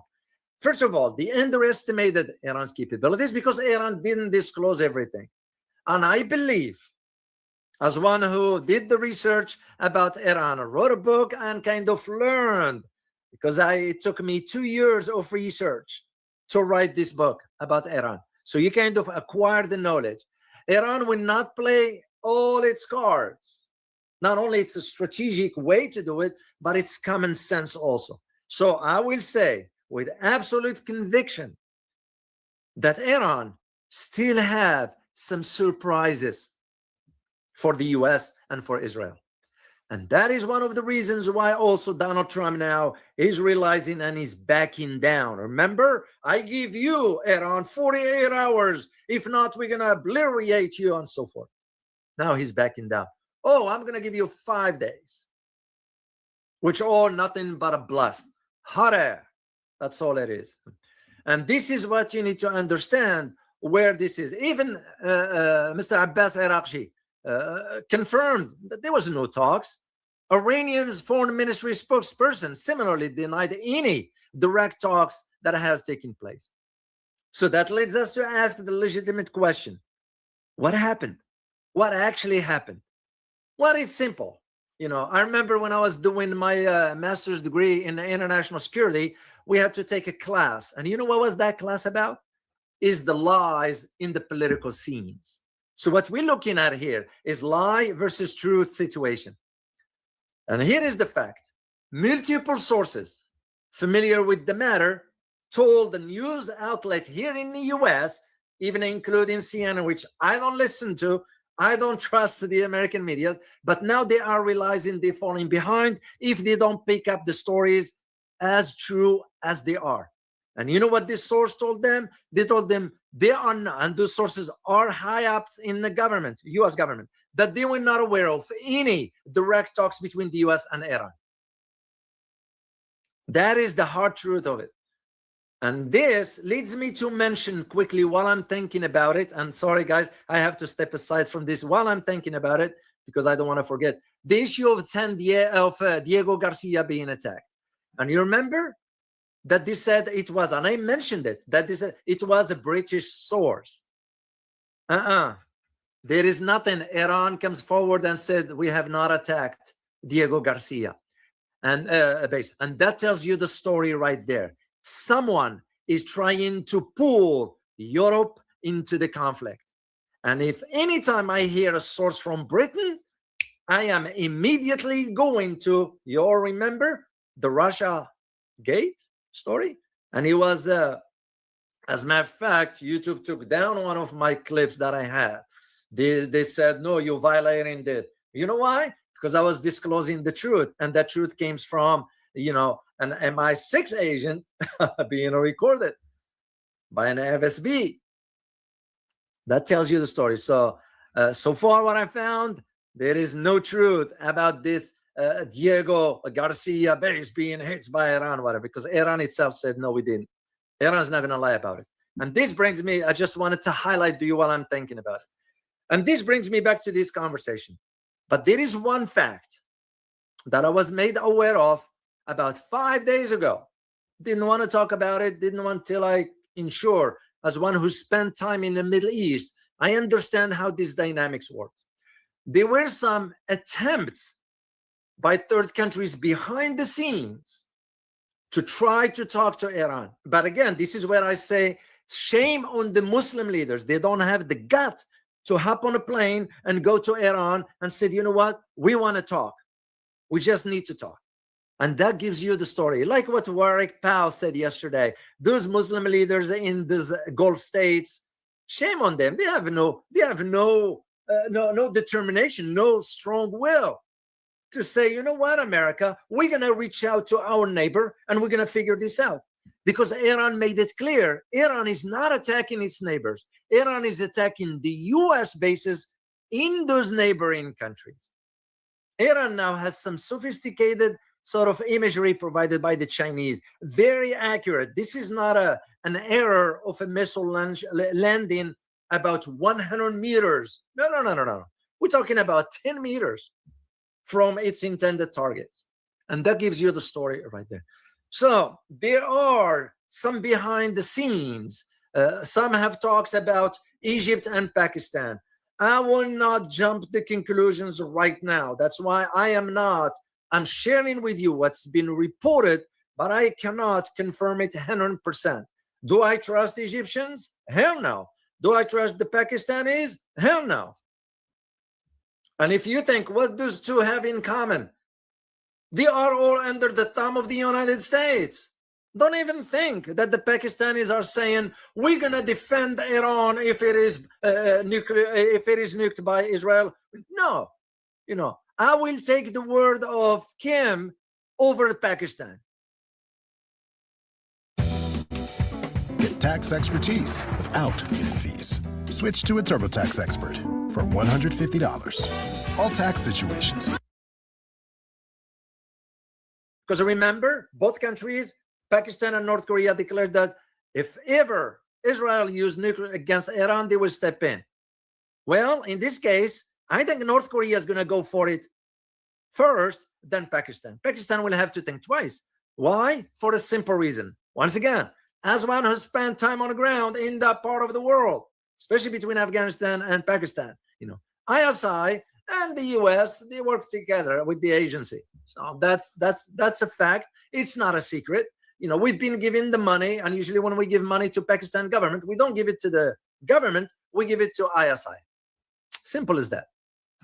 But anyway, we go with the argument that there's two countries in addition to Turkey. Well, of course, you know how Turkey is, back and forth. But anyway, this saying that they've been passing messages between the US and Iran as of last Sunday.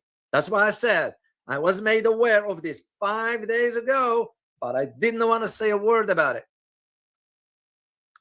And the argument for this, that they're saying they're passing these messages, because they wanted to have a direct call between Iran and the US.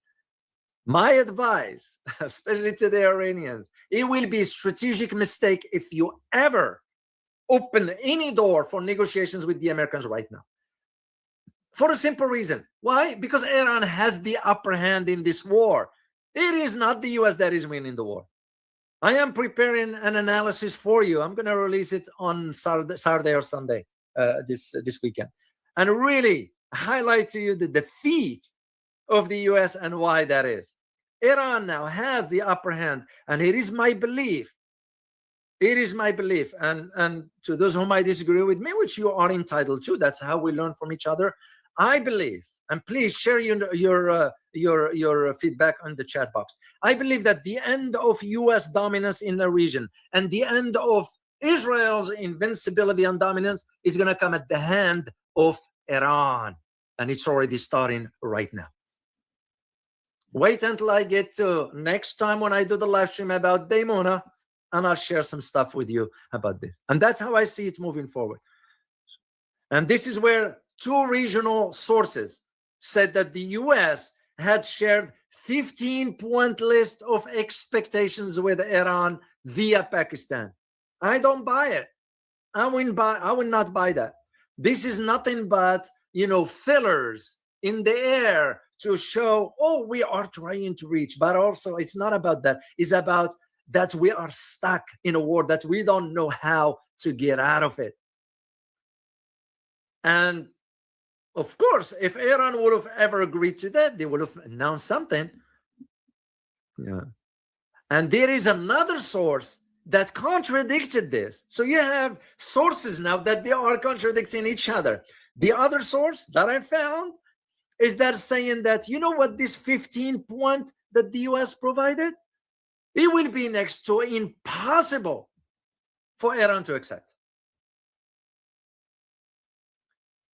And this paved the way for us to think why Trump is lying.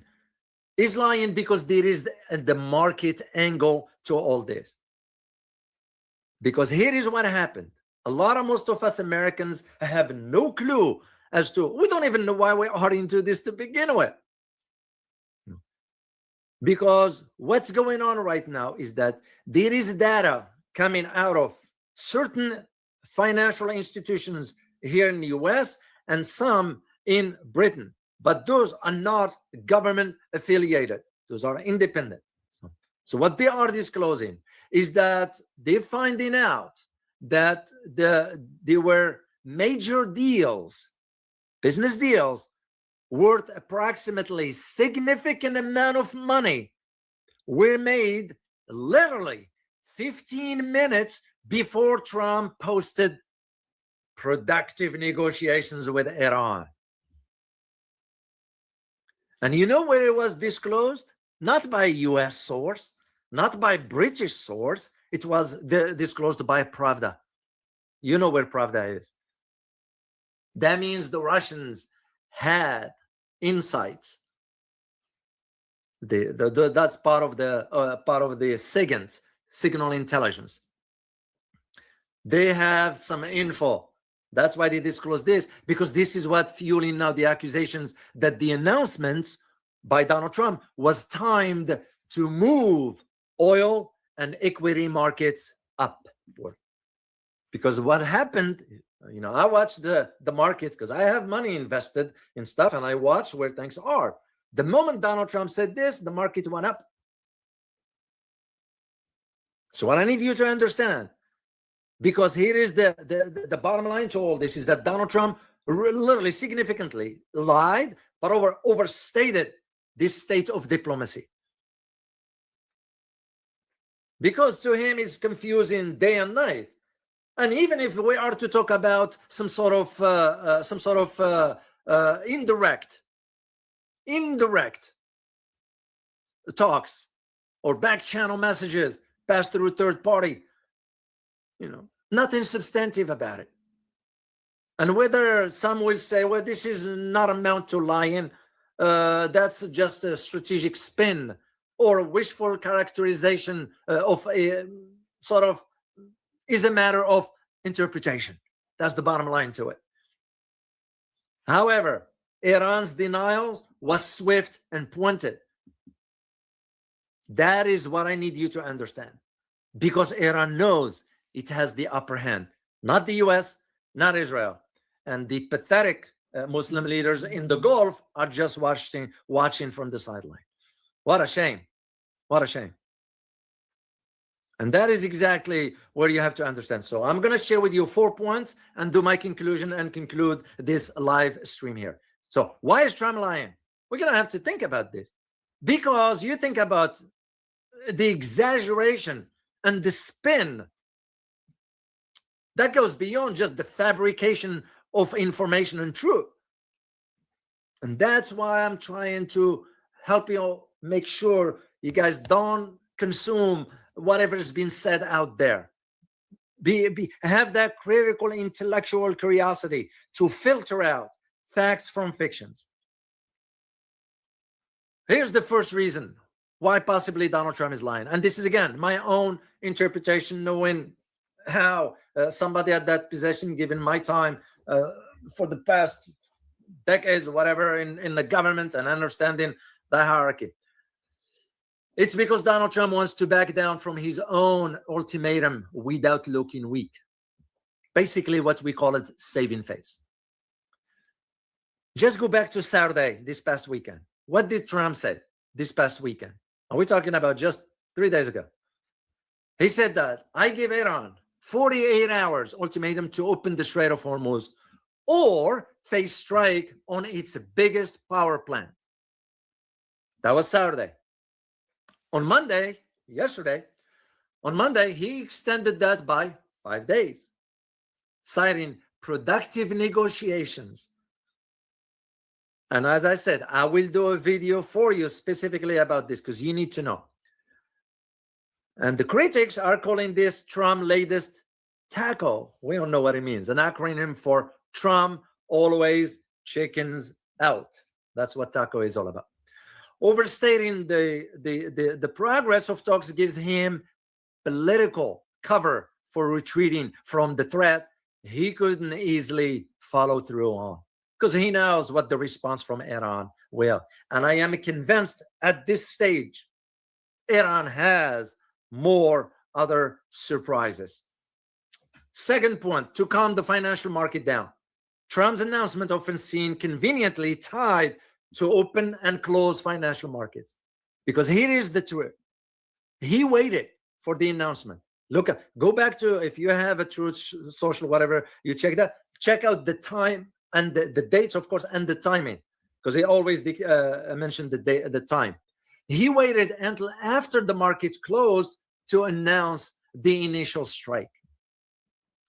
And his claim that the Iran war was very complete, pretty much, in quote, sent struggling market higher before he walked it back after the market closed. And this is why Iran itself has accused now Donald Trump of trying to calm the energy market with the negotiations claim, which has no truth whatsoever. Number three, to avoid catastrophic escalation he wasn't prepared for and he didn't count on. Trump's decision to back down from his threat to destroy Iran's power infrastructure came after U.S. allies and Gulf countries privately warned him of the danger of the following through, which is true. Some members of the Gulf states, when you look at, I put the map here, those countries, Saudi Arabia, United Arab Emirates, Qatar, Bahrain, Kuwait, they did. Watch how quickly dogs relax when they lie down on an orthopedic dog sofa like this. Unlike flat beds, the Mr. Fluffy Friend orthopedic reached out to Donald Trump and said, forget about targeting Iran's nuclear, not nuclear, but rather the power infrastructure. And the reason for that is because Iran announced that we will shut down electricity in the entire Gulf region. That means the entire Gulf region will go blackout. Can you imagine that? That is one of the reasons why. So those so-called U.S. allies, I don't know why they still calling themselves U.S. allies. I mean, I think it's not I fear. I do see over the horizon, you're going to have now the population in those countries. They might rise up. Yeah, don't be shocked. They might rise up in Kuwait, Bahrain, United Arab Emirates, even Saudi Arabia itself. Saudi Arabia now is struggling with oil prices going down. And this is why inventing diplomatic progress for Donald Trump was a face-saving to pause without admitting he's been pressured. Number four, a pattern of using negotiations as a pretext. You all remember how this war started to begin with, while the US and Iran were negotiating. And he went ahead and bombed them in the middle of negotiations. This is exactly Donald Trump wants to buy time. But again, are you going to trust now sitting down with America? I've been saying this. Yes, it's my country and all that, but I don't shy away from saying the truth. We have zero credibility. We have none. No country on earth now will trust the Americans to deal with, unless you are a vassal state, then that's your prerogative. And because what Trump is trying to do, buy time, gather information, and trying to build the public support for military action. No. American people are waking up. American people are waking up. And that is why he warned the approach frames U.S. negotiations. It's nothing but a PR. It's a PR, public relations stunt. He meant to do one thing, to buy time, also to gain information. And of course to say, well, we tried the regime change and it didn't work. And here is the fifth point, and the last point I want to talk about this, is the genuine confusion that exists. What counts as a talk? Yeah, because it might not be all cynical, fair to say, but I don't think so there was any readiness at least from Iranian part, to start any talk at this point. No, Iran was willing to compromise during the talks, but Israel didn't like it. As a matter of fact, Israel now is very furious at the US for even mentioning this, that the US is willing to talk or is talking to Iran. And that tells you right there who is in the driver's seat regarding this war. So Donald Trump may have interpreted, really genuinely interpreted back channel message passing through so-called Egypt and Turkey and Pakistan as the equivalency of a direct negotiations. That is a self-serving, but not entirely sort of fabricated. Because here's the bottom line. I need you to understand. When you think about the interpretation about all this, is that Donald Trump conflated the indirect diplomatic signaling with the full-blown negotiations. The less reading of it supported that the market's timing and the pattern of his behavior throughout this conflict is that he deliberately overstated progress to move the market retreat from bad outcome. Because remember, we have the upcoming election in November. Remember, Donald Trump was already because Chinese never confirmed. Remember the upcoming trip that was supposed to take place on 28th of this month through April 3rd. Now April 2nd. Now it's going to be postponed, and that gives you the story right there. The Chinese weren't eager even to meet with him. It's like, forget about that. So here is my conclusion for you, because I want to conclude all this in one. What we are witnessing right now is the dangerous collision of political spin and lies and real-world consequences with missiles still here in Tel Aviv and rendering it same images as in Gaza. So as a result, Donald Trump's claim of a breakthrough wasn't just an exaggeration. It was a fat lie. And here is the even better, is that this Donald Trump lie and exaggeration, guess how Iran answered it? It answered it with a ballistic missile over Tel Aviv. And when the world leaders, like in this case, Donald Trump, manufacture a reality for political convenience, sadly, real people, average citizens, pay the price. West Asia and the Middle East doesn't need, really, it does not need better headlines. What really Middle East and West Asia need is for the pathetic, those head of states to stand and take a leadership role in saving their people, serving their population, and take an honest leadership instead of just wishy-washy. And I am afraid to say, and no offense to any Muslim here whatsoever, I have a wonderful Muslim viewers in the channel, and I cherish them being here and all that.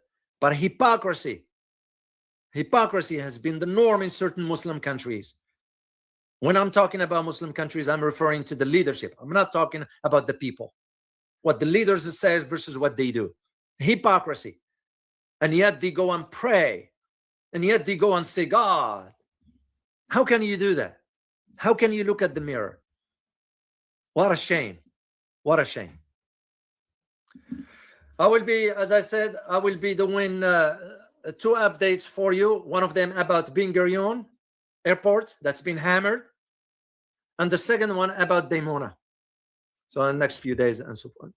I take this opportunity to say thank you to Virtual Team for your generous donation in support of my upcoming trip to Asia. Speaking of that, let me put the banner for it, because I like to give credit where credit is due.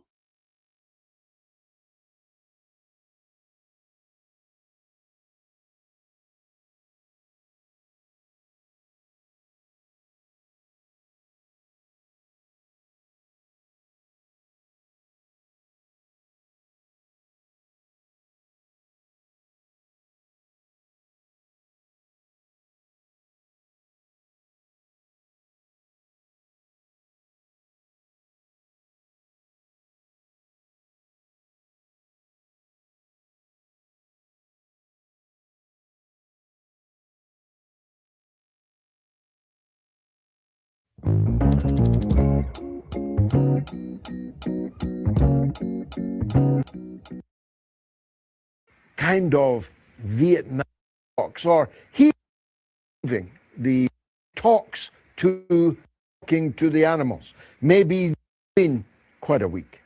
I mean, Donald Trump may be like Mad King George talking to the trees in Hyde Park. He may be talking to the animals. Maybe the Gorilla Channel, which we learned today, he's an avid supporter of, although he fast forwards the bits where the gorillas are not fighting. And when they are fighting, he perches himself a couple of feet from the television screen and talks to the gorillas. This from a White House official from his first term. Whoever he's talking to, he isn't talking to the Iranian government, He is deceiving the markets. He's deceiving the oil markets, the stock market. He's deceiving everyone. And it's only a matter of time, perhaps, before he declares that Iran has broken off the talks, or he has broken off the talks and has had to go straight to a landing of US Marines, of Rangers, of the 82nd Airborne. And if he does, it will make the charge of the Light Brigade at Balaclava look like a tea party. If he does, it'll look more like Iwo Jima. They're keen to conjure up the image of Iwo Jima when they talk about the conquering of the Karg Island, but they seldom tell the United States public that the US armed forces lost dead 26,000 men in conquering Iwo Jima. And they'll probably lose thousands of people if they embark on such a hair-brained scheme. It may, on the other hand, be that they'll make a landing on the coast of Iran, maybe and the Karg Island, in which case the Iranians have dramatically upped the stakes today by telling us what they'll do in return, which I can summarize thus. If the Americans land on Karg Island, it will sink into the sea. It will sink below the waterline. They'll make sure of that. Even though this would be devastating for their long-term economy, for them, this is not about the price of oil. This is an existential challenge to the continued existence, not just of the Islamic Revolution and the system they have achieved or built up for themselves, their own choice, after the overthrow of the Shah 47 years ago, but an existential threat to the country of Iran itself. It's very clear that the intention is to balkanize the current state of Iran into multiple states based on religion, based on ethnicity, try to make a new Yugoslavia of the former Islamic Republic of Iran. Anyone who loved Yugoslavia, like me, anyone who followed and fought against the breakup of Yugoslavia, like me, knows what comes next when a country is Yugoslavized. So Donald Trump may have some method in his madness. Whenever the markets are opening, he talks about peace. Whenever the markets are closed, particularly at weekends, for a long closure, the talk turns to war and the action turns to war. And so if I was going to predict, I hope very much that I am wrong, Trump will pull stumps on these bogus, non-existent talks by Friday night when the market has closed, and he will launch a military assault on Iran at that time, in which case all bets are off. But the sinking of Karg Island and everyone standing on it is only one part of the Iranian plan. Their Marines will storm into and onto the beaches of the United Arab Emirates and of Bahrain. That's right. There will be an actual invasion of these allies of the United States, and if possible, the overthrow of their governments. And the Iraqi resistance will invade Kuwait blimey, where did these last decades go? This is where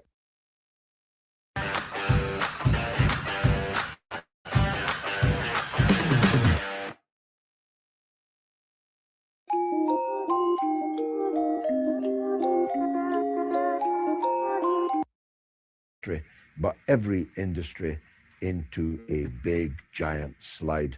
The facts are that the Iraqi resistance would conquer Kuwait just as easily as Saddam Hussein conquered it. Then, as now, the emir of Kuwait has already fled the country. He's in Saudi Arabia. The emir of Bahrain is in Saudi Arabia. Short drive across the causeway, but neither may ever return to their countries. All will change utterly if Trump goes on this madcap adventure.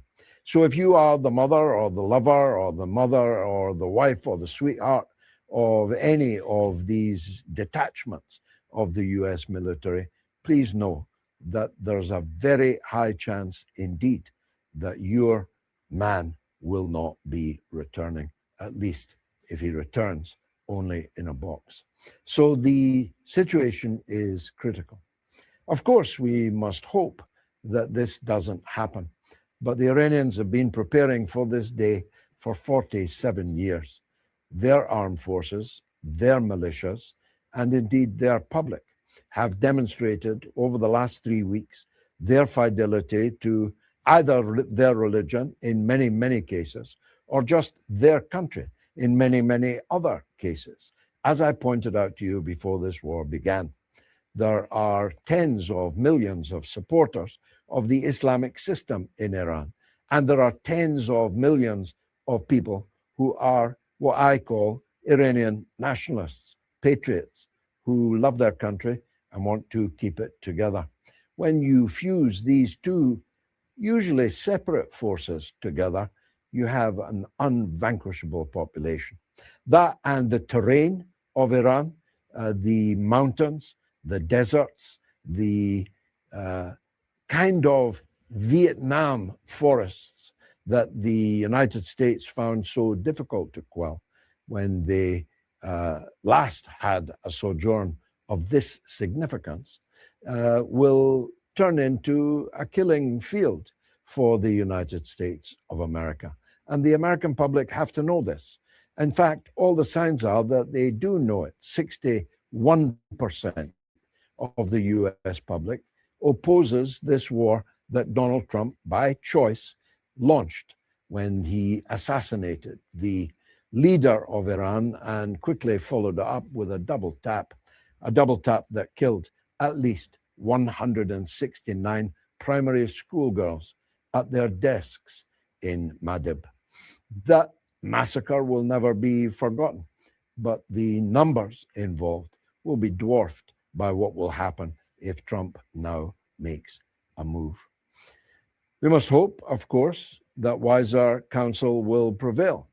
We must hope that J.D. Vance, who has the opportunity to do it, his presidential poll ratings are now down at 18%. If he does not make a move against Donald Trump soon, he can kiss not just the presidency goodbye, but he can kiss the nomination to run for president goodbye. Marco Rubio has been stabbing him in the back since this administration began. And all the signs are that Trump favors Rubio over Vance. So if I were Vance, I'd definitely be beginning to talk with the other members of the Trump cabinet and to float the idea of a 25th Amendment move. The 25th Amendment allows those parties to inform the president that they no longer believe that he is in a fit condition to continue in his job. If they don't do it, the Republicans are toast. They may well already be toast. And the only bad news about that is it means that the loathsome Democratic Party, in every regard except manners and except diction, is very likely to storm back to power. And the war in Iran might stop, but war in Ukraine will undoubtedly be stepped up. So we are damned if they do, damned if they don't. But the situation on the ground or in the air has dramatically shifted in Iran's favor. Another American jet shot down today. Very complex American drone being brought down and presented to the world yesterday. The attrition of American military assets in the Gulf is phenomenal. They literally have not one extant military facility anywhere in the Persian Gulf, where once they strutted their stuff across the terrain of Qatar, of Saudi Arabia, of the United Arab Emirates, of Bahrain, and of Kuwait. Now they're not even there. They literally, in Saigon 2026, went running for their aircraft in order to get out. They had to do it quickly because they had achieved a truce with the irregular guerrilla forces, hundreds of thousands of them in Iraq, that if there was a 24-hour truce, they would withdraw all of their forces from Iraq. So for the first time since the end of the Gulf War II, first time since the beginning of Gulf War II, Iraq is now a free country. And the decolonization of West Asia is not restricted only to the Arab world.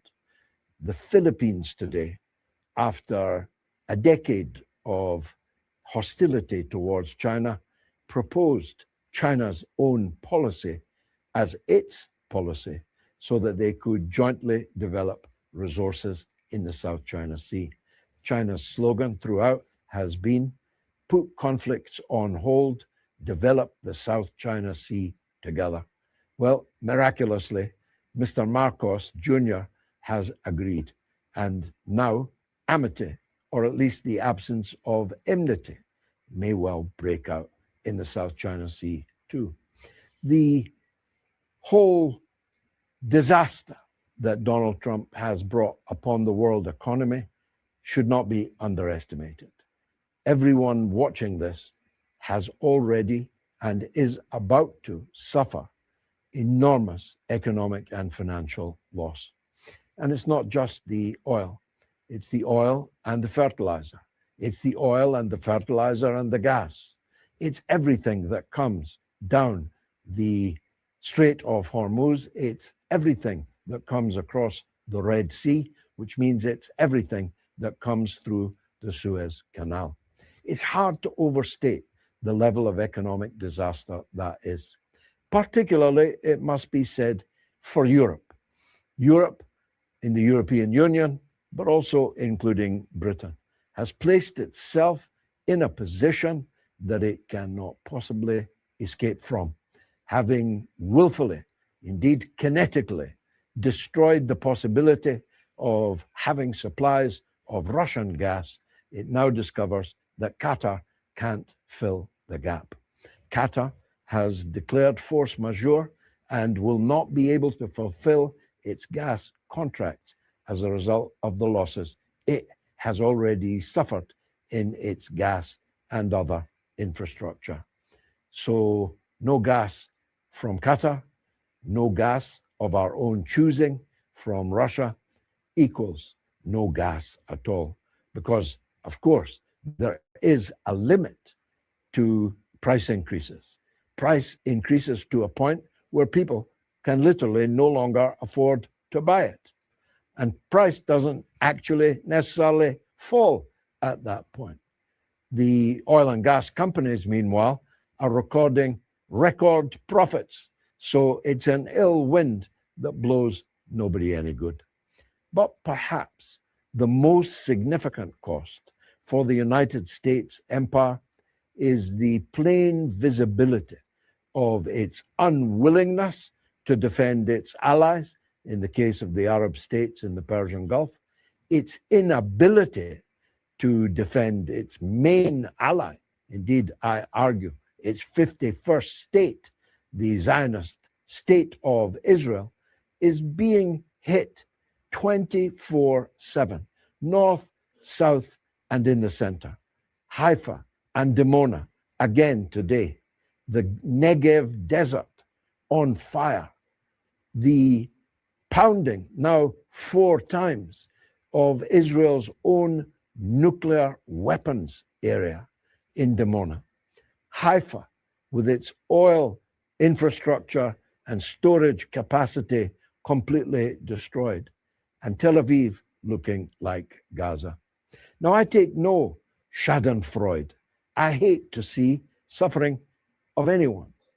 But when I see Israeli spokespeople complaining that Iran is hitting civilian targets, hypocrites, I honestly don't know whether to laugh or cry.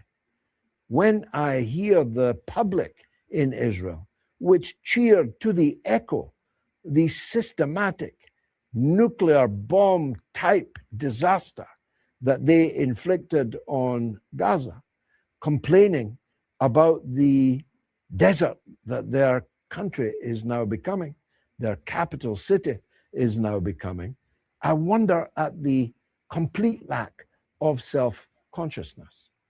And it isn't just Gaza. At the same time as Israel is being pulverized in an unprecedented wave after wave after wave of missile and drone attacks from Iran, the so-called settlers, I hate that word settler, these are coked up terrorists who are paid for everywhere. Everything about them is paid for by the United States taxpayer, are on a murderous pogrom. Britain was fixated for 3 days about an attack in London on 3 empty, clapped out ambulances, an incident deplorable, shocking, especially if it was Mossad that did it. And not a single person suffered a single scratch, not even the synagogue next door to the ambulances. Nobody even threw a burning match into their grounds. Whilst Israel has slaughtered literally thousands of healthcare workers and hundreds of ambulance drivers in Gaza and in Lebanon and elsewhere as a matter of deliberate policy. Now, this is a live case, the ambulance case. They tried to pin it on Iran, but the 2 men they've arrested were both British. And everyone is awaiting anxiously to hear their names, because their names will tell us not everything, but at least something. The pogroms going on in the West Bank now are mass murder. They are mass destruction, mayhem, and mass murder. And nobody is doing a damned thing about it.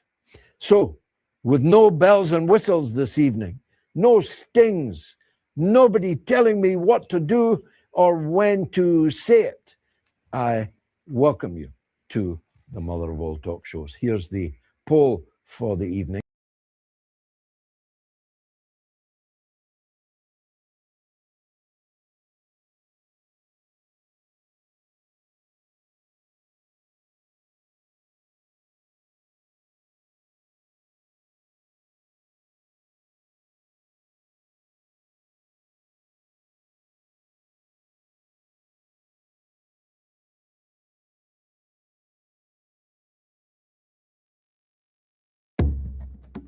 Iran's Islamic Revolutionary Guard Corps claimed that a U.S. F-18 fighter jet crashed into the Indian Ocean after being struck by what it described as a new advanced air defense network over Chabahar in Sistan and Baluchistan province.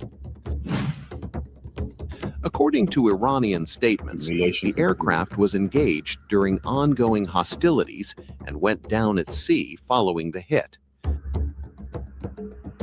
However, there has been no independent confirmation of the claim so far, and U.S. officials have not responded publicly. Similar claims made by the IRGC in recent weeks have often been disputed or remained unverified. The American military has lost several fighter aircraft in the Middle East during the ongoing conflict with Iran. Earlier this month, Kuwaiti air defenses shot down 3 fighter jets in what the U.S. described as friendly fire. The U.S. military has also lost several high-end drones over Iran during the war, and Tehran says its air defenses had shot them down in the country's skies. That's a fact.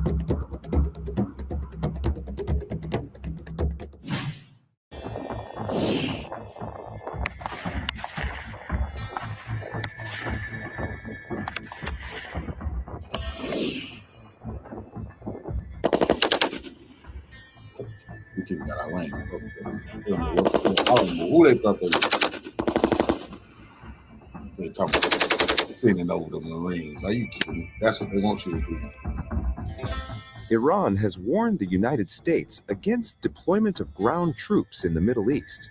Iran's parliament speaker, Mohammad Bagher Ghalibaf, has said that Tehran was closely monitoring all the U.S. military movement in the region, especially troops deployment.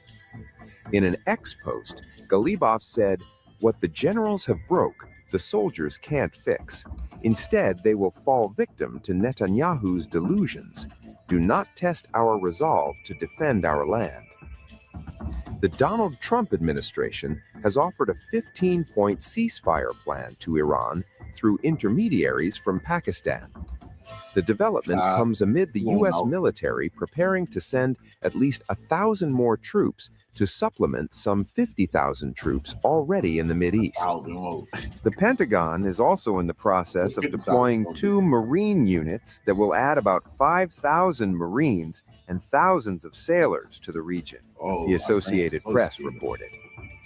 A 15-point plan has been transmitted to Iran from the United States seeking to potentially end the war that has just disrupted the Middle East. Now, the details of this plan remain in question, but officials have told the Associated Press that Pakistan, which has been one of the countries trying to get a diplomatic route to the end of the conflict, has transmitted it to Tehran. Pakistan, Egypt, and Turkey have been key in trying to negotiate a settlement to the war. Now, Iran is insisting that it's going to continue its attacks for right now, and we've seen drones and missiles target Saudi Arabia, Kuwait, and Bahrain this morning already. And it remains unclear if this is just another pressure tactic by the Trump administration, as already it has called up the 82nd Airborne. That division would be key in launching attacks on airfields or potentially islands in the Persian Gulf. Already, there's been discussions about the United States potentially seizing Karg Island, which is Iran's main oil terminal in the Persian Gulf, or taking islands nearer to the Strait of Hormuz, the narrow mouth of the Persian Gulf, through which Iran just released a statement saying if these people are stupid enough to even try to seize any islands, land on any islands anywhere near Iran, they will invade the United Arab Emirates, seize their coastline. They will invade Bahrain, seize that too. They just released that. These people want to tell the Americans. So Iran has did every fucking thing that they said they're going to do. So if these people dumb enough to try this, I told you they're going to be invading those Arab countries.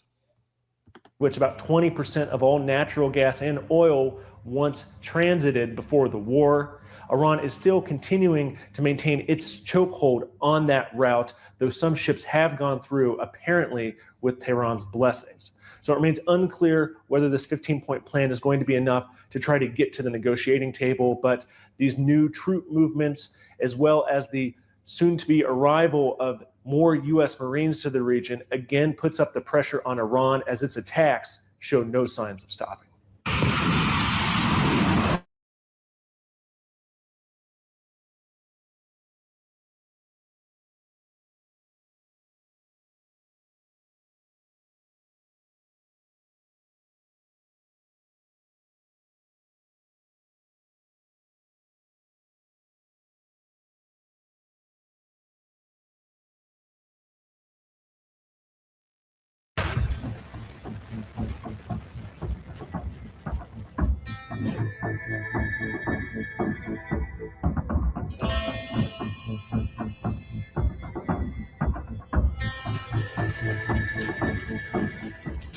What if one of America's most advanced stealth missiles was just shot down in midair? That's the explosive claim now coming out of Iran, and it's raising serious questions about the balance of power in the skies. Iran's bad news because Russia, China, they all want this. North Korea, they want this cruise missile. So Iran brought it down out the sky. They're going to reverse engineer it. Then they're going to have this type of advanced cruise missiles to devastate their enemies with real soon. That's bad news. Islamic Revolutionary Guard Corps says it has successfully intercepted multiple U.S. cruise missiles, including the highly advanced AGM-158 JASSM. According to Iranian reports, these interceptions happened during ongoing air defense operations across central Iran. At least one missile was reportedly shot down over Markazi province near Komijan. Two more were allegedly intercepted near Tehran. Iranian media released images showing wreckage, twisted metal fragments they claim belong to the destroyed missiles. The weapon in question, the Joint Air-to-Surface Standoff Missile, or JASSM, is no ordinary missile. It's designed to be stealthy, low-flying, and extremely hard to detect. Launched from aircraft like B-52 bombers, it can strike targets from hundreds of kilometers away with precision, carrying a powerful warhead capable of hitting hardened military infrastructure. These claims come amid a massive US-led air campaign, widely referred to as Operation Epic Fury, targeting Iranian missile systems, nuclear-related facilities, and military infrastructure. Thousands of precision munitions have already been used, making this one of the most intense phases of the conflict so far. Iran is framing these interceptions as a major success. According to the IRGC, their layered air defense systems are capable of detecting and destroying even advanced stealth weapons, something that, if confirmed, could shift how modern air warfare is viewed. But there's a major caveat. The United States has not confirmed any losses, and independent verification of the wreckage remains limited, meaning these claims are still part of the fog of war. This is not just a military story, it's also an information battle. Iran highlights interceptions to show strength. The US emphasizes strike success and operational dominance. Both sides are shaping the narrative. So, did Iran really shoot down one of America's most advanced stealth missiles? Right now, we don't have a confirmed answer, but if true, it could signal a major shift in the effectiveness of modern missile defense systems.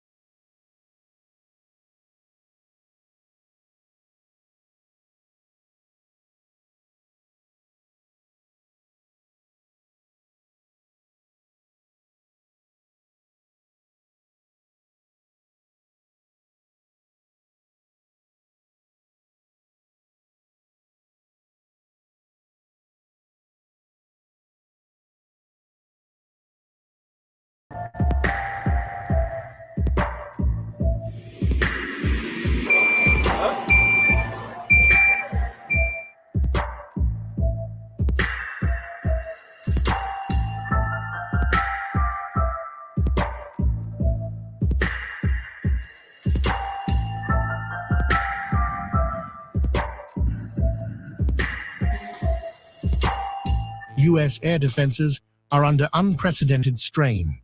According to the Associated Press, Iran's Shahed drones are already penetrating Patriot and THAAD systems, striking high-value targets in the Middle East. What was once theoretical is now operational. Cheap swarm tactics exploiting cost imbalances are exposing America's biggest battlefield weakness and forcing military planners to confront vulnerabilities in real time. Shade 136 operates simply but effectively, slipping through radars and overwhelming interceptors. The strategy is volume-driven, waves of drones that exhaust expensive systems. The result, US forces burning million-dollar interceptors to stop drones costing a fraction. The math is stark, and the message is clear. Current defenses may not survive protracted swarm attacks, even against low-tech opponents. China's ASN 301 and Phylong 300D take the concept to another level. These hunter-killer drones can loiter for hours, detect radar emissions, switch to electro-optical tracking, and receive mid-flight updates. Precision meets persistence.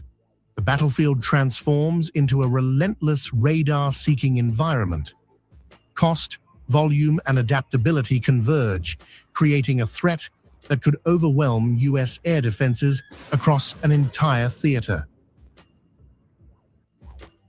The pressure point is production. If Iran's low-cost swarms already stress systems, industrial-scale Chinese deployment could force the U.S. into an unsustainable cycle. Every interceptor spent is a fraction of the drone cost, and every breakthrough could cascade across a regional or Pacific conflict. Analysts warn of an economic imbalance dictating tactical outcomes. U.S. planners face a strategic dilemma: how to defend expensive assets against swarms that combine numbers, autonomy, and adaptability. Directed energy weapons, AI interceptors, and layered defenses are in development, but current stockpiles remain vulnerable. Lessons from the Middle East underscore that cheap drones can disrupt advanced networks, with implications for Taiwan, the South China Sea, and beyond.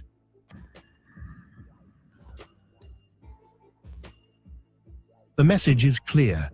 Cheap swarms can become strategic disruptors, and China's hunter-killer drones amplify the risk exponentially. The cost imbalance, persistence, and adaptability challenge legacy air defenses, creating a potential technological rout in future conflicts. According to the Associated Press, the U.S. faces a critical inflection point in air defense readiness.